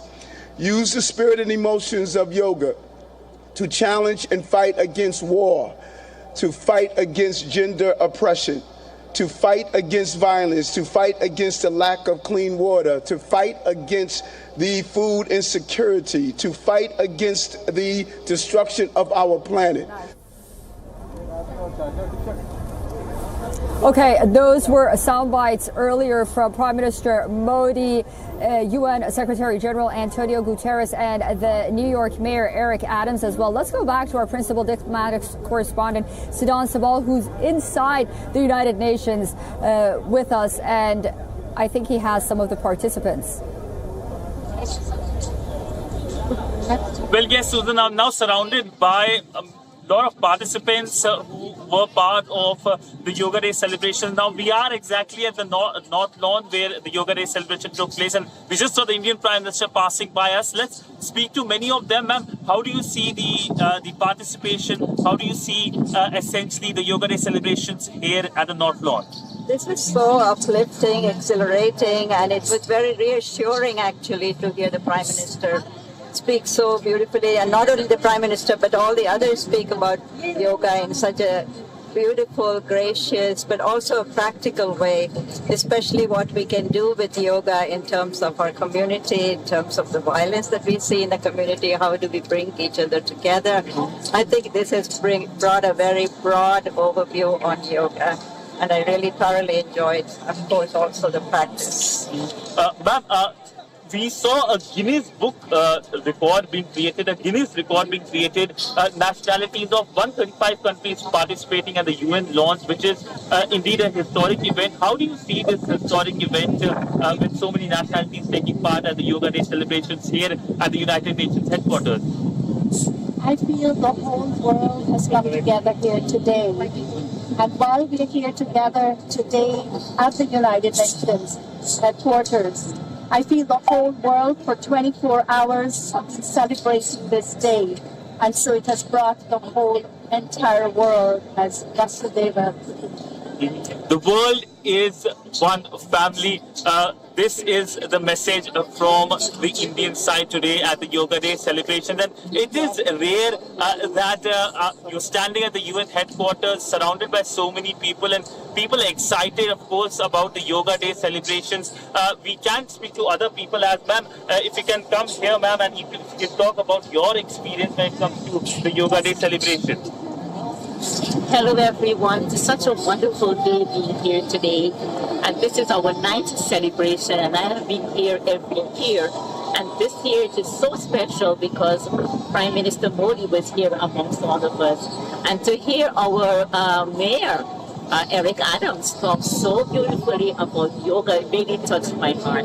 And today we are about 2,000 and over on the north lawn of the UN, and it feels so blessed and honored to be here celebrating yoga. Yoga meaning unity. Yoga bringing us all together. Thank you. So yoga bringing everyone together is the message from the north lawns of the United Nations headquarters. It truly was a very beautiful morning here at the UN headquarters, and an experience that has left many very, very happy. Thank you so much for having us all.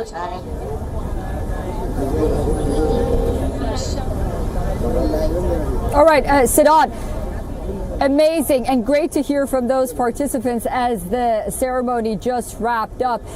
We also have our correspondent and my colleague, Molly Gambier, with us here in New York as well.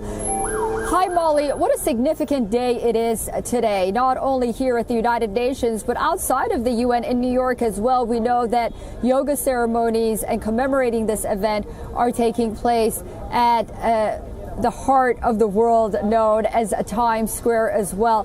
Can you talk about the prevalence of yoga and how it has branched out around the world and why you think the reason is?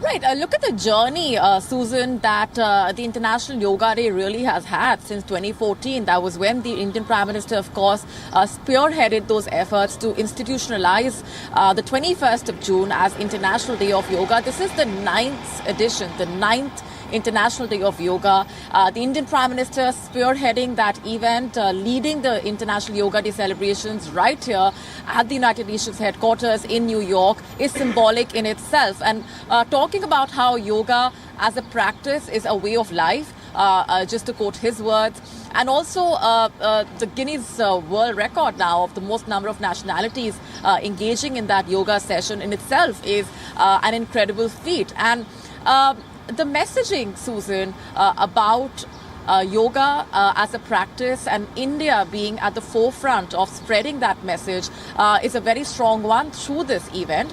And we have seen how events have been arranged across India, across the United States, and the very fact that we've seen several missions and embassies around the world actually engaging in yoga events. And every time such a celebration or an event takes place, Susan, and India. And why not? Naturally, because India has emerged as the #1 global ambassador as far as yoga as a practice is concerned and being a way of life is concerned. The theme of International Yoga Day as well, signifying yoga for Vasudhaiva Kutumbakam, that has been the overarching message and the theme as far as celebrations here are concerned. Personalities from around the world who have participated in this yoga event. That's just a sample of the celebrations, of course, like you mentioned.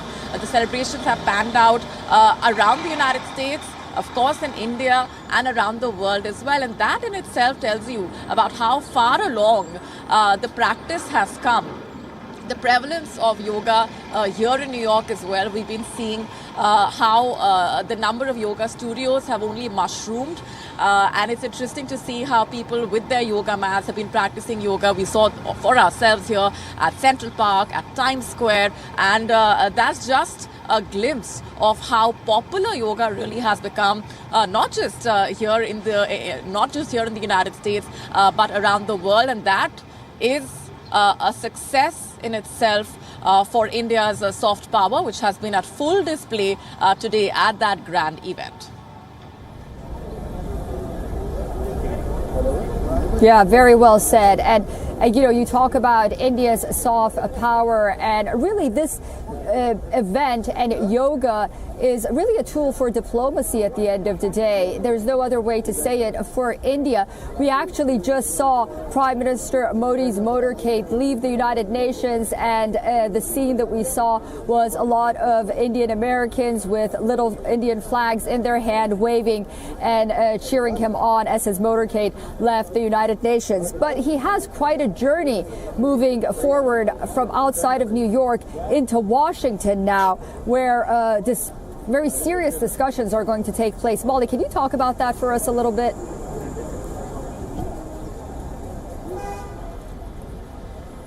Indeed, Susan, the Indian Prime Minister is just getting started as far as his crucial maiden state visit to the United States here is concerned. The very fact that he has visited the United States 5 times earlier, but this is his maiden state visit, which is, of course, the highest expression of friendly bilateral ties between the two sides. That in itself tells you the significance of the relationship, how far along it has come, and the importance that the two sides are attaching to this association and the potential that this collaboration really has. So this, of course, has been only the first leg, the first engagement, the first set of engagements here in New York, and post which we will, of course, see the engagements panning out in Washington, D.C. It's a jam-packed schedule for the Indian Prime Minister. Like I said, he's only getting started. We are going to see back-to-back engagements in Washington, D.C. There's going to be that crucial bilateral meeting with the U.S. President, of course, the state dinner, the ceremonial welcome. We are going to see the Indian Prime Minister also addressing the joint session of the U.S. Congress. We are going to be also getting our viewers the key takeaways from his engagements with the key business delegates, and which is a very important facet of his entire visit when it comes to forging closer business ties, when it comes to stronger people-to-people ties, and also the defense cooperation, which is only going to get upgraded from here onwards, thanks to the defense announcements which are on the cards. And speaking of which, ISET, the Initiative on Critical and Emerging Technology, has been a very important cornerstone as far as the engagement is concerned and defense cooperation is concerned, and which is why the sharing of technology and the lifting of barriers that has been the overarching theme as far as this visit is concerned is one of the many key takeaways. But then the deliverables, Susan, as Jake Sullivan also earlier put it, are not just the bullet points on paper. It's overall about lifting of barriers as far as the cooperation between the two sides is concerned. And then, of course, we will have the Indian Prime Minister also engaging and addressing the Indian diaspora. And the Indian Americans here in New York have been leaving no stone unturned already, who have given out that warm welcome to the Indian Prime Minister. We're going to see more of that happening in Washington, D.C., of course, where he will be addressing the Indian diaspora and will be welcomed by the Indian American community there as well.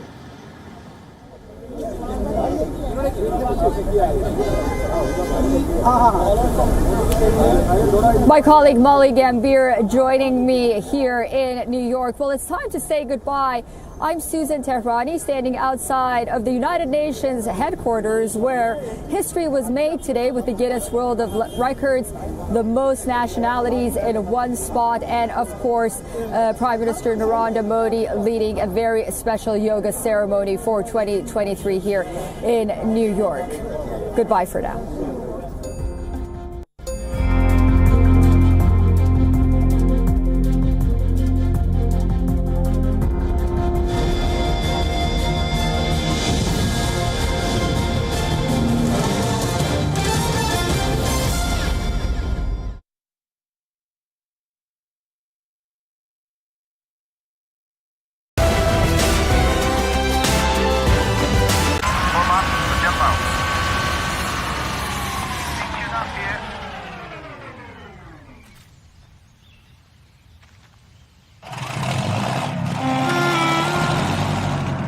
आने वाली खुशी के लिए एक ख्याल ही काफी है। ईबिक्स cash हर खुशी के लिए काफी है।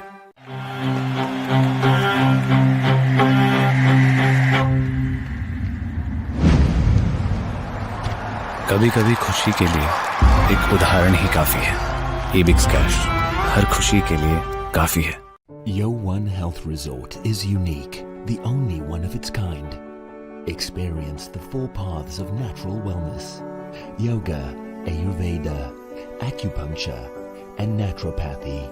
Each uniquely customized program improves the whole person to make every person whole. Come to Yo1 Health Resort. Make your reservation at yo1.com.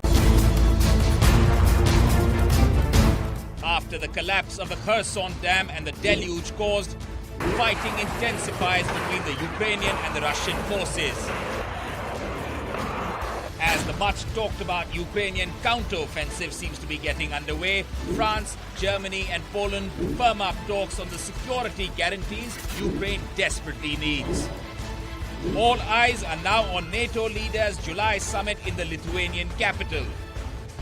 Will it focus on Ukraine's push for accession to NATO? Who will be the next US president? As Trump gears up to take on Biden, his deputy Pence calls him unfit. But it's DeSantis who is drumming up support. A dozen Republicans in the fray and counting. Will a crowded contest benefit Trump? Race for the White House on WION. World is One. Gravitas tells you stories which others won't. And tonight we will tell you about this new strategic map that is being drawn. They say your enemy's enemy is your friend. Is that the foundation of the new defense bridge between India and America? This is what separates us from others who claim to be telling you global stories that matter. In the last 3 days, WION has been traveling across Syria. You are in Latakia city right now. Tell us, what is the situation on ground? At Gravitas, we don't just tell you stories from selected countries from around the world. 2 years since the Myanmar military coup, the people of Myanmar continue to live in a nightmare. Because it does not suit their propaganda, or because they are too scared to speak truth to power.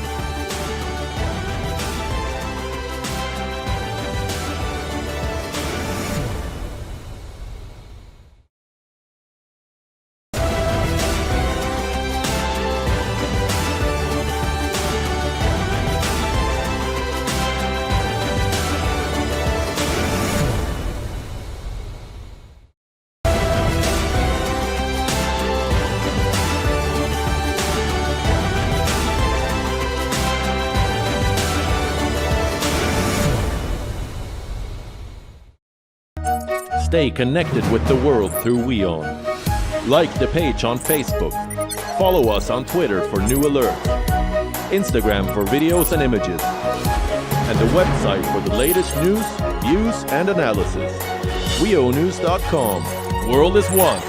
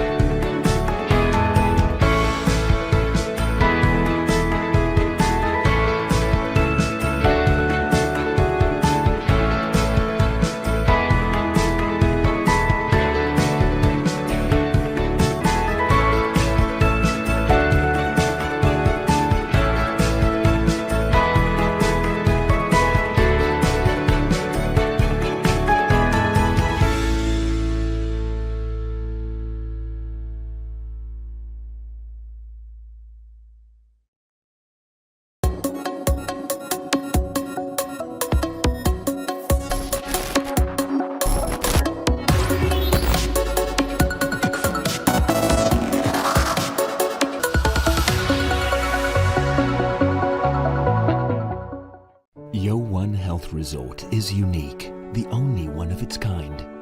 Experience the 4 paths of natural wellness: yoga, Ayurveda, acupuncture, and naturopathy. Each uniquely customized program improves the whole person to make every person whole. Come to WION Health Resort. Make your reservation at WION.com. After the collapse of the Kherson Dam and the deluge,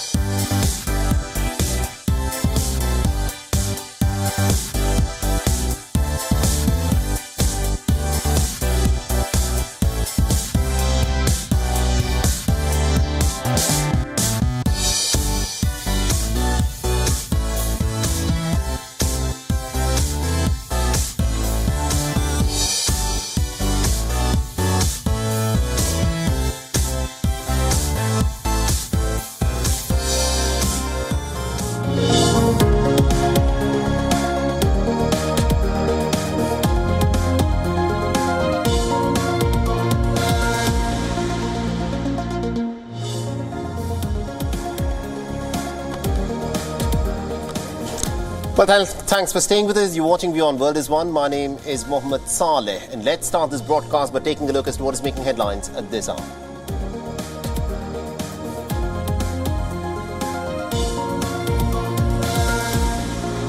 A new Guinness World Record has been set for the most number of nationalities taking part in a yoga session. And this has been created at the Yoga Day event led by the Indian Prime Minister at the United Nations headquarters in New York.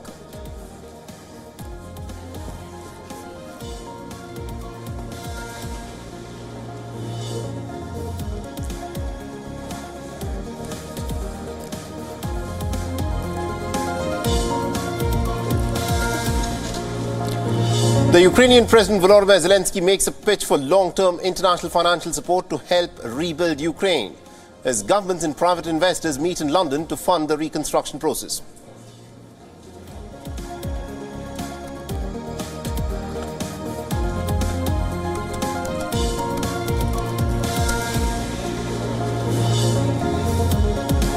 And the Kremlin lashes out at the US President Joe Biden for equating Xi Jinping with dictators.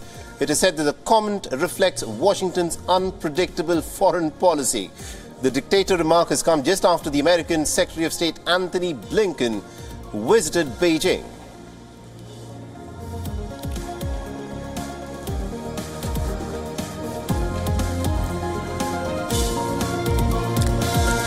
And Moscow labels the World Wildlife Fund as an undesirable organization, saying that the conservation group threatens Russia's economic security.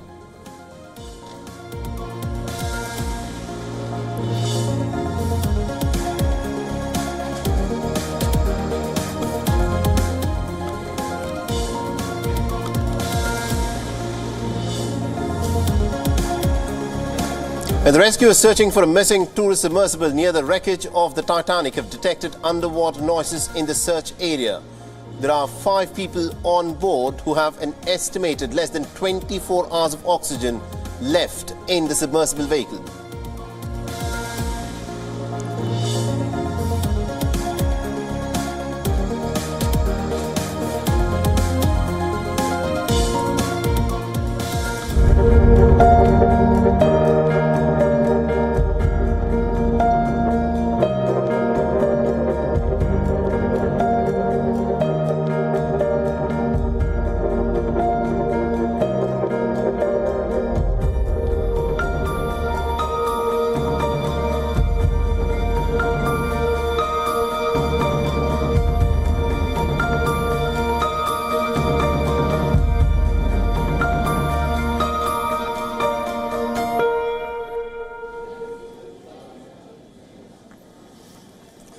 So this, of course, is the big story that we are tracking on WION at this hour. The Indian Prime Minister, in fact, performed yoga at the 9th International Yoga Day celebrations at the United Nations headquarters in New York.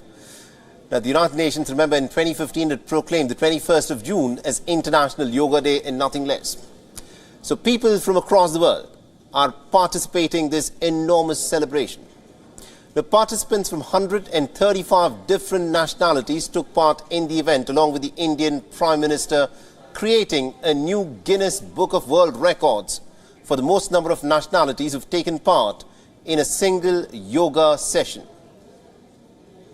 And these are visuals from the United Nations headquarters just from a little while back as the Indian Prime Minister took part in the yoga performance. And just ahead of the World Record Yoga Day session in New York, the Indian Prime Minister addressed the participants and underlined the history of yoga. The Indian Prime Minister also thanked the United Nations and the New York officials for helping them make this event a huge and a remarkable and an outstanding success. Let us use the power of yoga not only to be healthy, happy, but also to be kind to ourselves and to each other. Let us use the power of yoga to build bridges of friendship, a peaceful world, and a cleaner, greener, and sustainable future. Let us join hands together to realize the goal of one earth, one family, one future. And also the United Nations Secretary General Antonio Guterres spoke ahead of the Yoga Day session. Listen to what he had to say. Ankles, legs. I want to recognize Prime Minister Modi for all he has done to promote understanding of yoga and its many benefits. Yoga unites. It unites body and mind, humanity and nature, and millions of people across the globe for whom it is a source of strength, harmony and peace. In a dangerous and divided world, the benefits of this ancient practice are particularly precious. And participants from well over 180 different countries observed the celebrations with the Indian Prime Minister in New York. The Yoga Day program is being held at the North Lawn, was held at the North Lawn of the United Nations headquarters. The 9th International Day of Yoga event in New York saw participation from the top UN officials, envoys from across the world, and many prominent individuals. And every year, the theme of International Yoga Day centers around a specific aspect of yoga and also its impact on society. And this year, it is Vasudhaiva Kutumbakam, which translates very simply as the world is one family. It is also the tagline of your channel WION, where we say the world is one. Now, yoga symbolizes the unity of body and mind. It is viewed as the harmony between humanity and nature, and also a very holistic approach to health and to well-being, based on spiritual and physical well-being. The values of yoga form a major part of Indian ethos, and this is something that has been practiced in India from time immemorial. One more breath, breathe in. And also to give us more perspective in terms of how all of this is, of course, played out today at the United Nations headquarters, we're being joined in by our correspondent Susan Tehrani, who's joining us live from New York. Susan, this of course is a big moment, isn't it? The Indian Prime Minister there led the Yoga Day, International Yoga Day celebrations within the complex of the United Nations. And yoga is such an important part of Indian ethos, and now this has gone clearly global, and the Indian Prime Minister has been pushing for it.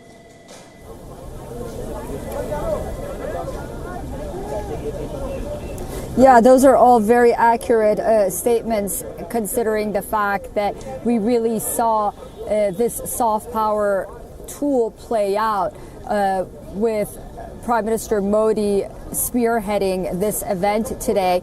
But not only that, but in 2014 making it, the UN designated International Day of Yoga that we saw being praised by all the dignitaries who had the opportunity to speak at this event. And one of the reasons for that is, as Prime Minister Modi noted, it's a tool to bring everyone together. On the one hand, the practice of yoga, but on the other hand, to remind perhaps very turbulent world and a divided world that unity is possible in some aspects. Prime Minister Modi will have plenty of time here in the United States to talk about global tensions, about the differences, perhaps even between the United States and India during this state visit as he heads to Washington. But he chose to start his trip to the United States with a message of unity, solidarity, and, you know, what yoga stands for, inner tranquility. And I think that was demonstrated here at the United Nations today. Absolutely, indeed. Do continue to stay on with the season. My colleague Molly Gambhir is also joining us from New York. Now, Molly, you know, yoga for so many Indians is such an inherent part of our lives. This is something that pretty much every Indian, right from the time that they are young, they practice yoga to such a great deal. There's something that's also a part of the school curriculum across many schools. And now this is clearly going global. You know, yoga in India has been practiced from time immemorial. The sages in India had practiced yoga hundreds and thousands of centuries ago. And now this is something that is clearly the Indian Prime Minister who is now taking the ancient practice of yoga to the rest of the world.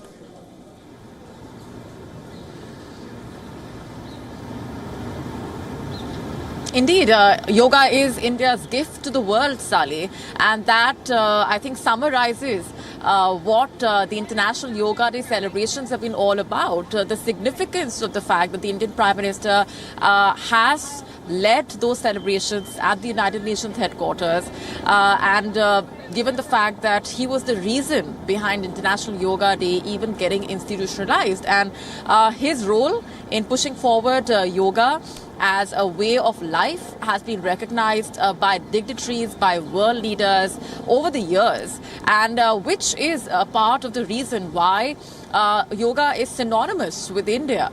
And, you know, like you said, all people from all walks of life have made yoga an inherent part of their lives in large numbers, and the popularity has only been increasing, and we've seen that for ourselves over here, Saleh, because we've seen the number of yoga studios that have sprung up across New York, not just here, but across the United States. And given the kind of events that have been arranged in India, around the world, to mark International Yoga Day, just tells you how far along the very concept of International Yoga Day has come about. But I also want to talk about how the attendees who have been a part of this event have been telling us that the experience has been incredible in terms of engaging with people from different nationalities. Of course, the Guinness Book of World Records, the Guinness World Record for the most number of nationalities practicing yoga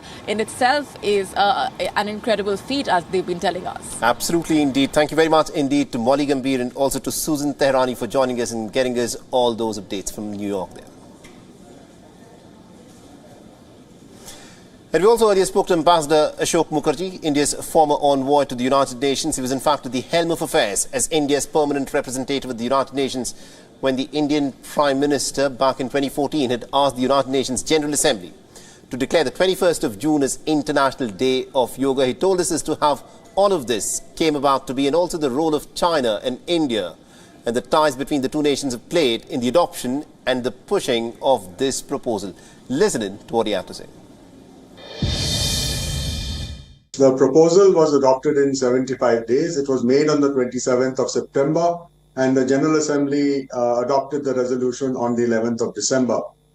In between those 75 days, we had to strategize on how to implement the Prime Minister's proposal, because before he made the proposal, no such idea had come either into the United Nations or even within the government of India. And therefore, we had a clear field. It was a challenge and an opportunity. What we did was to use the opportunity for two things. One was to locate the proposal inside an existing process in the United Nations, which was the negotiation of the Sustainable Development Goals. And we put the proposal under the goal of global health, which today is a Sustainable Development Goal of Agenda 2030. The second thing that we had to do was to network to get the proposal adopted. It required a majority, which meant 97 countries had to agree out of the 193-member General Assembly. In order to get to this figure of 97, we decided to reach out to the developing countries.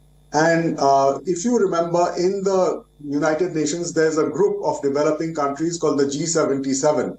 Now, we were negotiating the sustainable goals together as a group, and therefore that gave us the opportunity to get our first co-sponsor from the G77 and China. And China and India became the first co-sponsors of the proposal on the list, after which the other countries followed.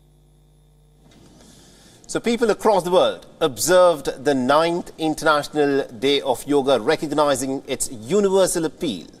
Now, the United Nations, in fact, proclaimed the 21st of June as International Yoga Day. The idea of observing Yoga Day was first proposed by the Indian Prime Minister during his speech at the United Nations back in 2014. And today it is, of course, being celebrated by so many millions and millions of people across the globe. Now, remember, this is an ancient Indian tradition, and it's been practiced by the people of India for centuries. This is not something new, and this is not something that's been adopted. This is an Indian practice where the people of India wake up in the mornings, and one of the first things that they do is they perform some of these asanas that they can according to their levels of fitness. And what it does, it helps every individual to attain their best possible fitness levels. Now, these are images from Abu Dhabi's Sheikh Zayed Cricket Stadium, where thousands, of course, came together to attend this yoga session to mark the International Yoga Day. People of all ages were seen stretching and getting into various poses. Now, these are called asanas in yoga. In Nepal, thousands of yoga enthusiasts gathered at an event to celebrate the International Day of Yoga. Nepal's Ministry of Culture has expressed that yoga is accepted by the world as the common treasure. It's a common treasure for the welfare of the world. The ministry has also stated that the art of yoga is gaining more and more popularity all around the world, and it has been made popular by so many practitioners of yoga from India. Even in Africa, for instance in Lagos in Nigeria, there was a huge football stadium where hundreds of people came together to celebrate the International Day of Yoga. Now, the Indian High Commission in Nigeria organized the event. Individuals came from all walks of life to perform graceful yogic postures, the sun salutations, and also short meditation. Similarly, thousands of yoga devotees, including senior officials from the Malaysian government, participated in the Yoga Day celebrations. Now, the event featured a 40-minute yoga session which resonated with this year's theme of Vasudhaiva Kutumbakam, which means the world is one family.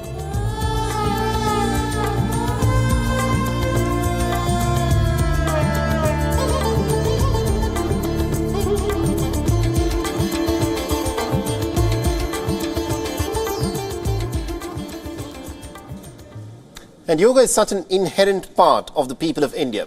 And it's not just on the International Yoga Day that people in India practice yoga. They do it every single day. They wake up in the morning and they practice yoga. And that is the reason as to why so many people are fit. And yoga is also the practice that helps Indians be their fittest selves. And on the occasion of International Yoga Day, there were across the length and breadth of country several events that were organized where people came forth and practiced yoga in public. The members of the Indian Parliament, the armed forces, were amongst the hundreds of thousands of people who participated in public yoga sessions. Bharat के आह्वान पर दुनिया के 180 से ज्यादा देशों का एक साथ आना ऐतिहासिक है, अभूतपूर्व है. And also India's Defence Minister Rajnath Singh performed yoga in a pretty unique setting. Rajnath Singh, along with the Indian soldiers, performed yoga on the board of INS Vikrant, which is India's first indigenous aircraft carrier.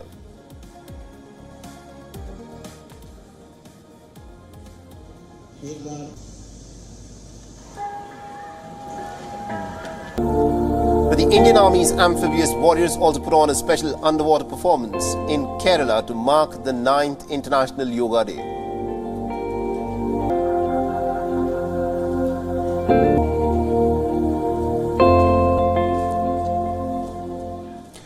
And the Chief of the Army Staff, General Manoj Pandey, also led the yoga sessions in New Delhi. along with Indian troops.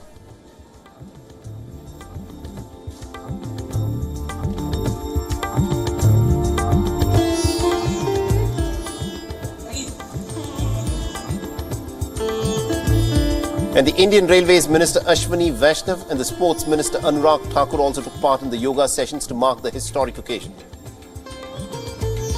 But the personnel of the Indo-Tibetan Border Police, 15th Battalion along with the Dog Squad performed yoga in battalion headquarters in Jammu and Kashmir.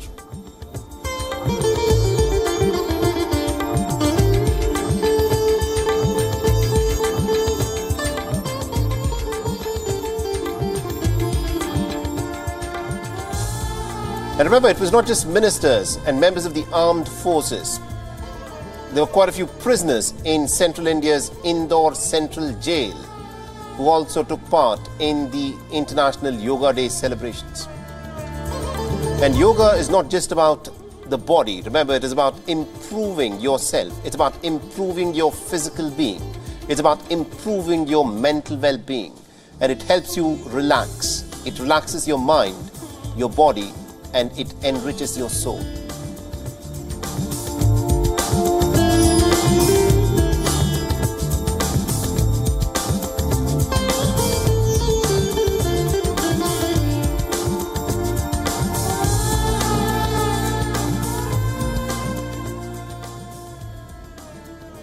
And with that, it's a wrap on this edition of the News Bulletin. Stay tuned to WION.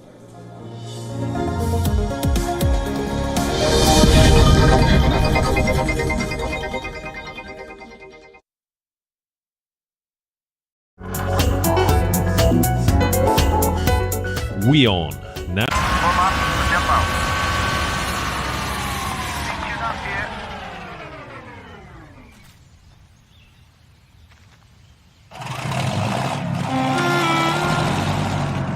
आने वाली खुशी के लिए एक ख्याल ही काफी है। ई-बिक्स cash हर खुशी के लिए काफी है।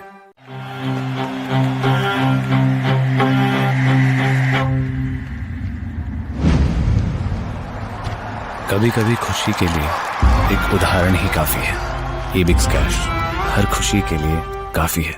WION Health Resort is unique, the only one of its kind.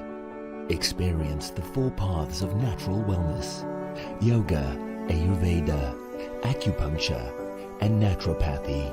Each uniquely customized program improves the whole person to make every person whole.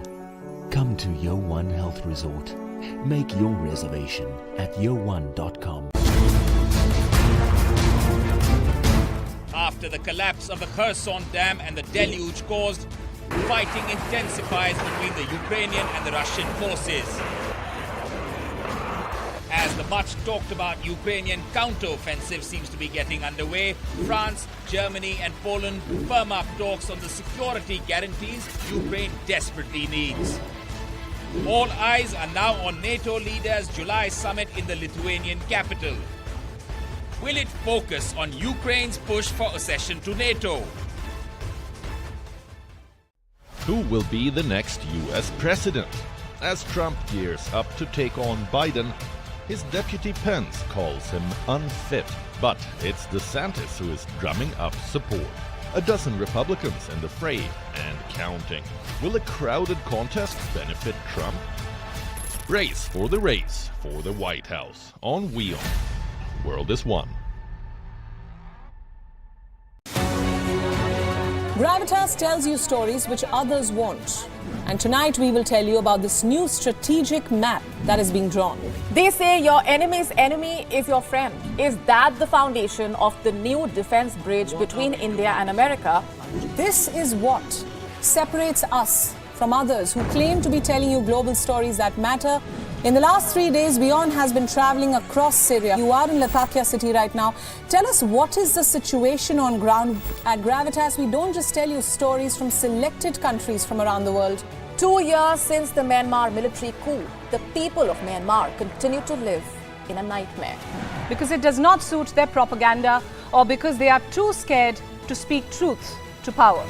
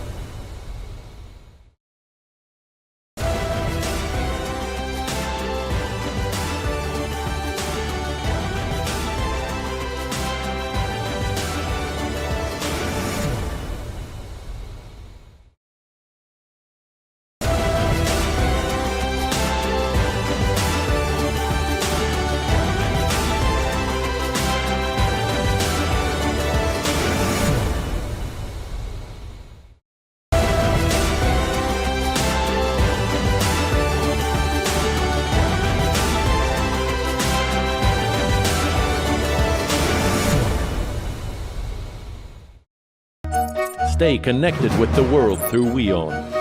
Like the page on Facebook. Follow us on Twitter for new alerts. Instagram for videos and images. And the website for the latest news, views and analysis. WIONews.com. World is one.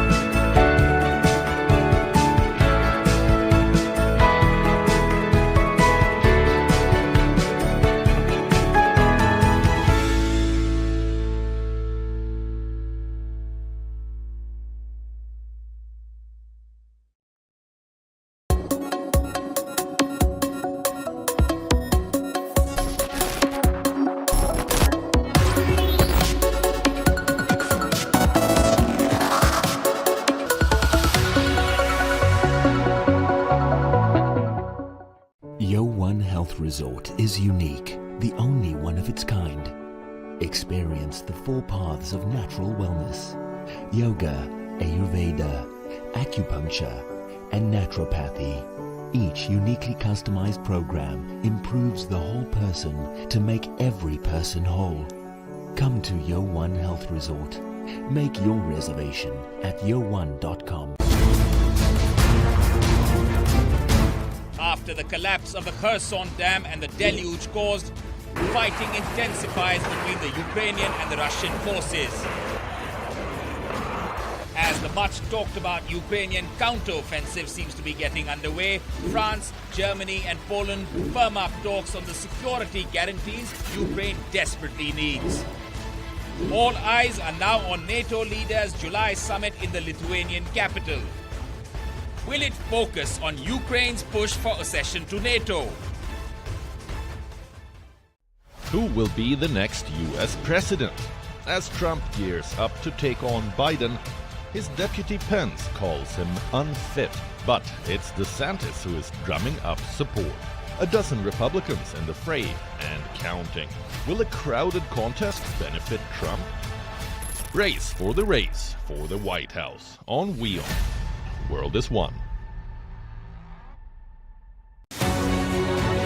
Gravitas tells you stories which others won't.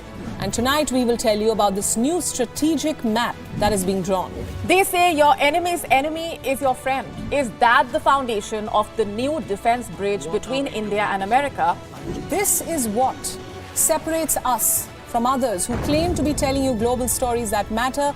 In the last 3 days, WION has been traveling across Syria. You are in Latakia city right now. Tell us, what is the situation on ground? At Gravitas, we don't just tell you stories from selected countries from around the world. 2 years since the Myanmar military coup, the people of Myanmar continue to live in a nightmare. Because it does not suit their propaganda, or because they are too scared to speak truth to power.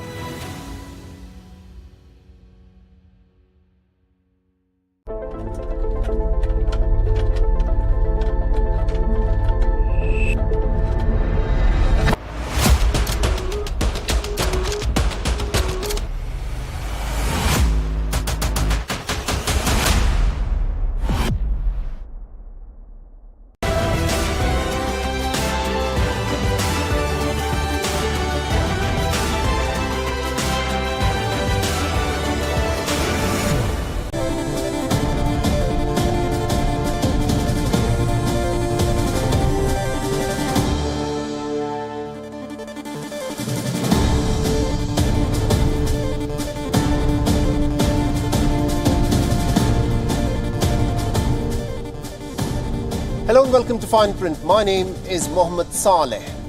The yoga in its simplest form is a set of different asanas that are akin to stretching exercises that are performed with a special emphasis on the control of breath.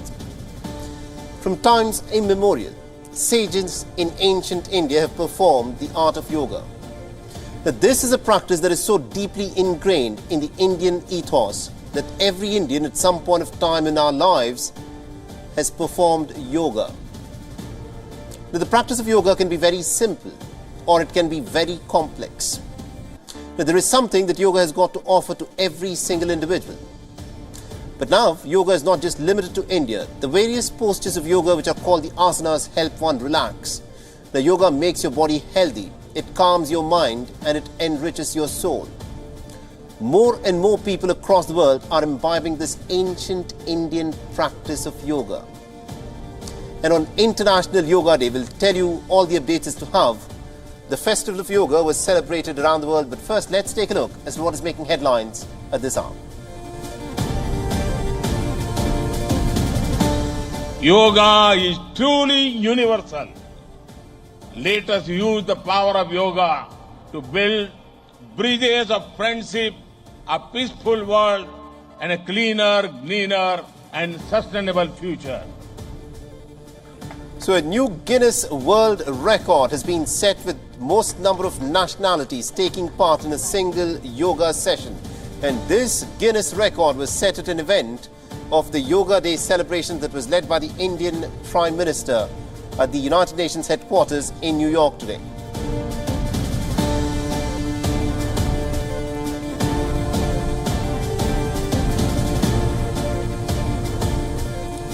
Report that there are sounds that have been detected from the submersible vehicle has given some hope to the rescue teams who are racing against time to try and trace the submersible with 5 people on board. Remember, this submersible vanished while it was on its descent to the century-old wreckage of the Titanic ship.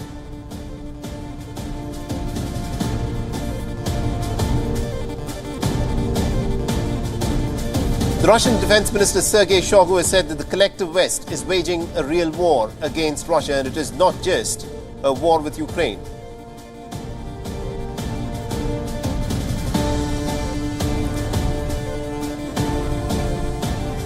And China's foreign ministry has slammed the comments by the US President Joe Biden equating the Chinese leader Xi Jinping with dictators as an open political provocation.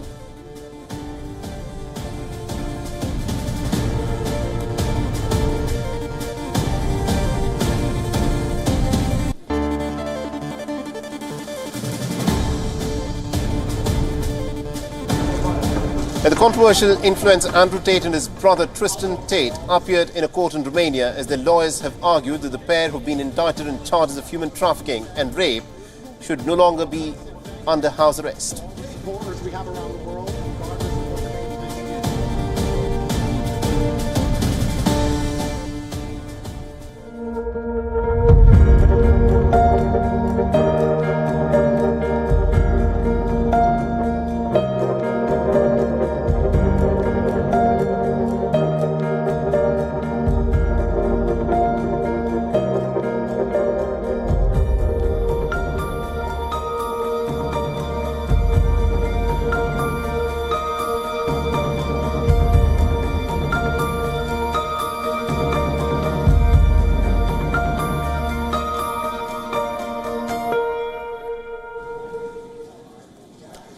So this, of course, has been the big day of international celebration of yoga. Today happens to be the 9th International Yoga Day, and the celebrations were held across the world, including at the United Nations headquarters in New York. Now remember, it was back in 2015 that the United Nations had proclaimed the 21st of June as International Yoga Day. And as has been happening for the last 8 years, today as well, people from across the world came together to participate in various events and perform the various yoga asanas. The participants from 135 different countries took part in the event at the United Nations headquarters, creating a new Guinness World Record for the most number of nationalities who took part in a single yoga session.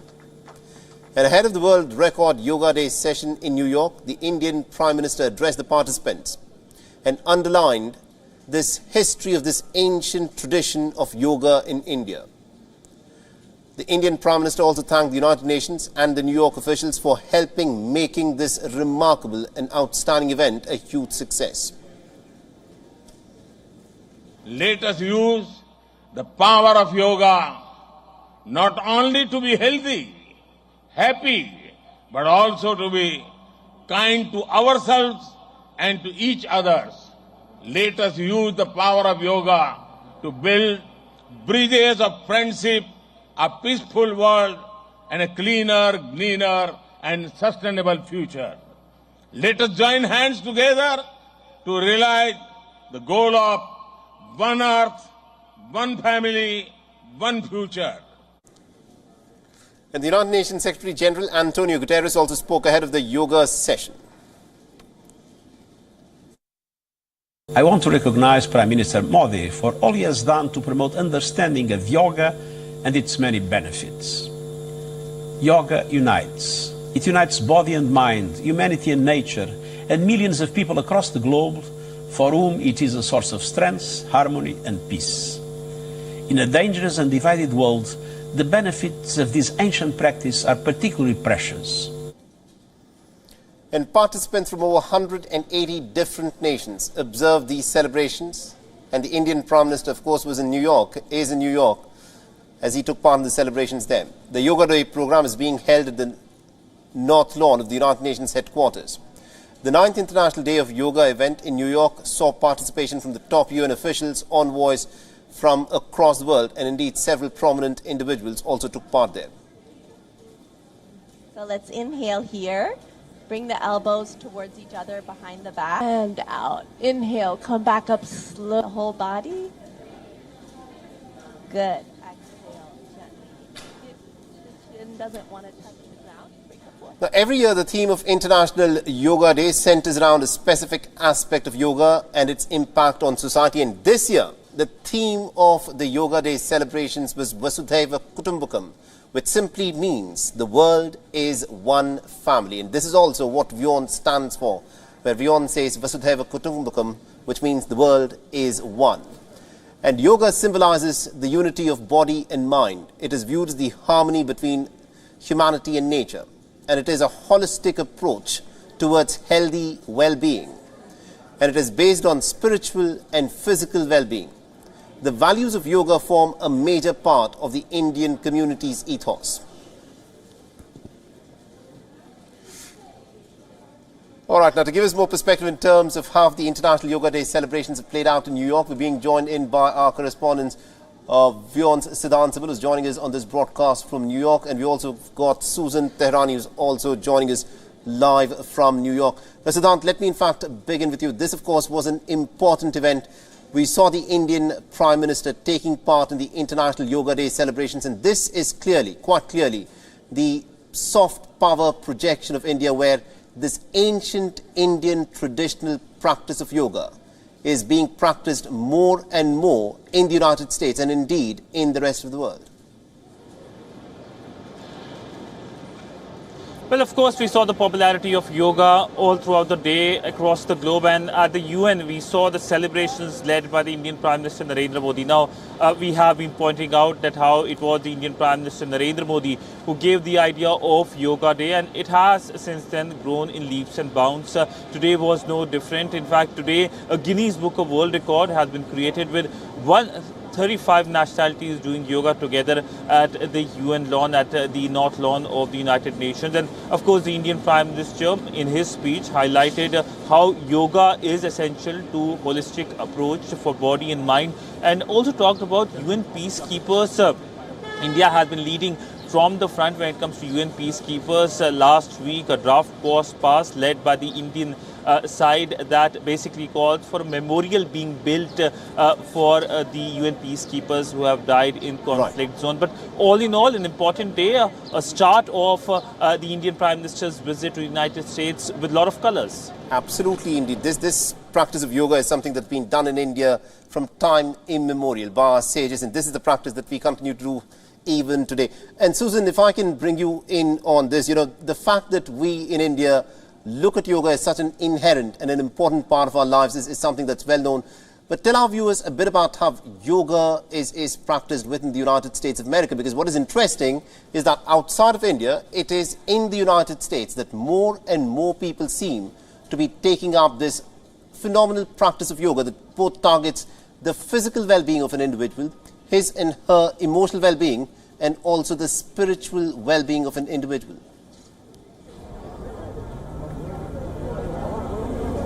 Yeah, that's very true. And it just becomes more and more popular with each passing day and year, honestly.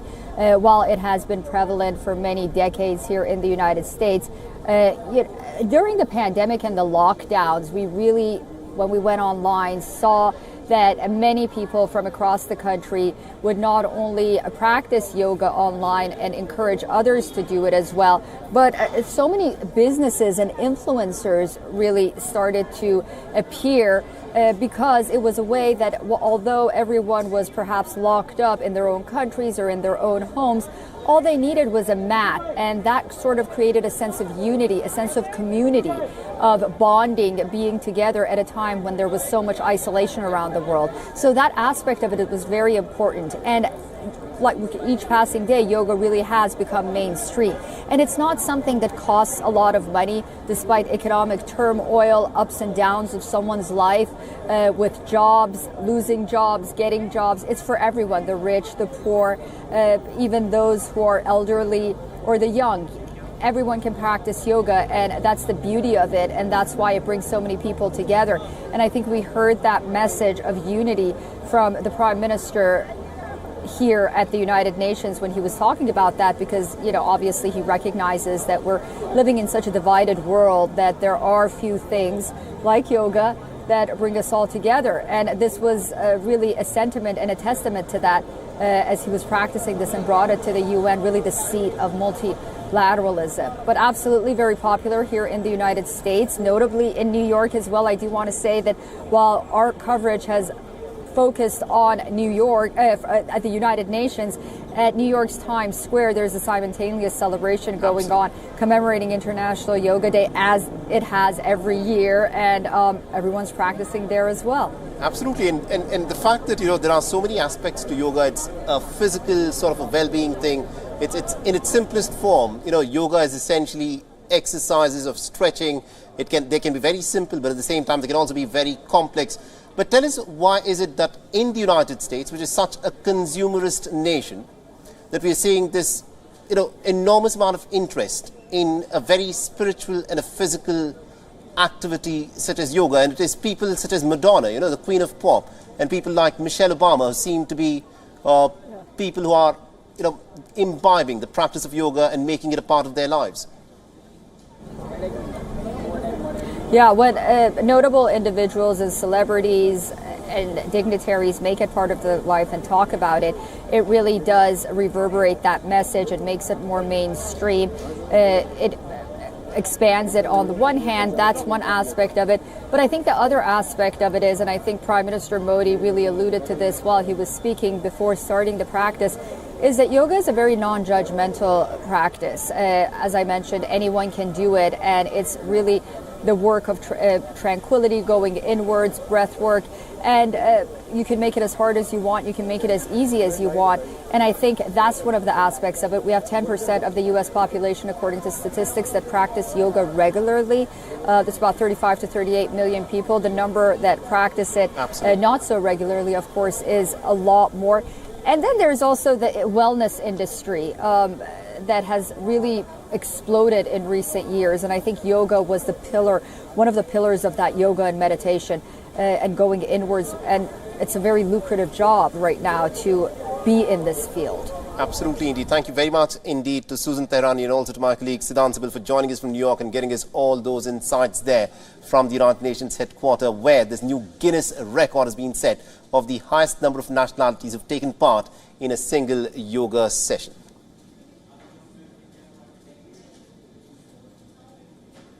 Let's now shift our attention to the other big story that we are tracking here on Fine Print tonight. From the Russia-Ukraine war to the tensions in the Indo-Pacific. The US-based manufacturer General Atomics' MQ-9 drones has emerged as one of the most valuable aerial assets for the United States and its allies. And what is interesting is that recently the Indian government has approved the acquisition of 31 MQ-9B Predator drones from General Atomics. And Voice of America's Jessica Stone, in fact, spoke with General Atomics CEO Vivek Lal on the India-US Defense and Technology Cooperation MQ-9 drones as to why drone technology in the Indo-Pacific is going to be really important. Listen to what he had to say. So yeah, the MQ-9B is the world's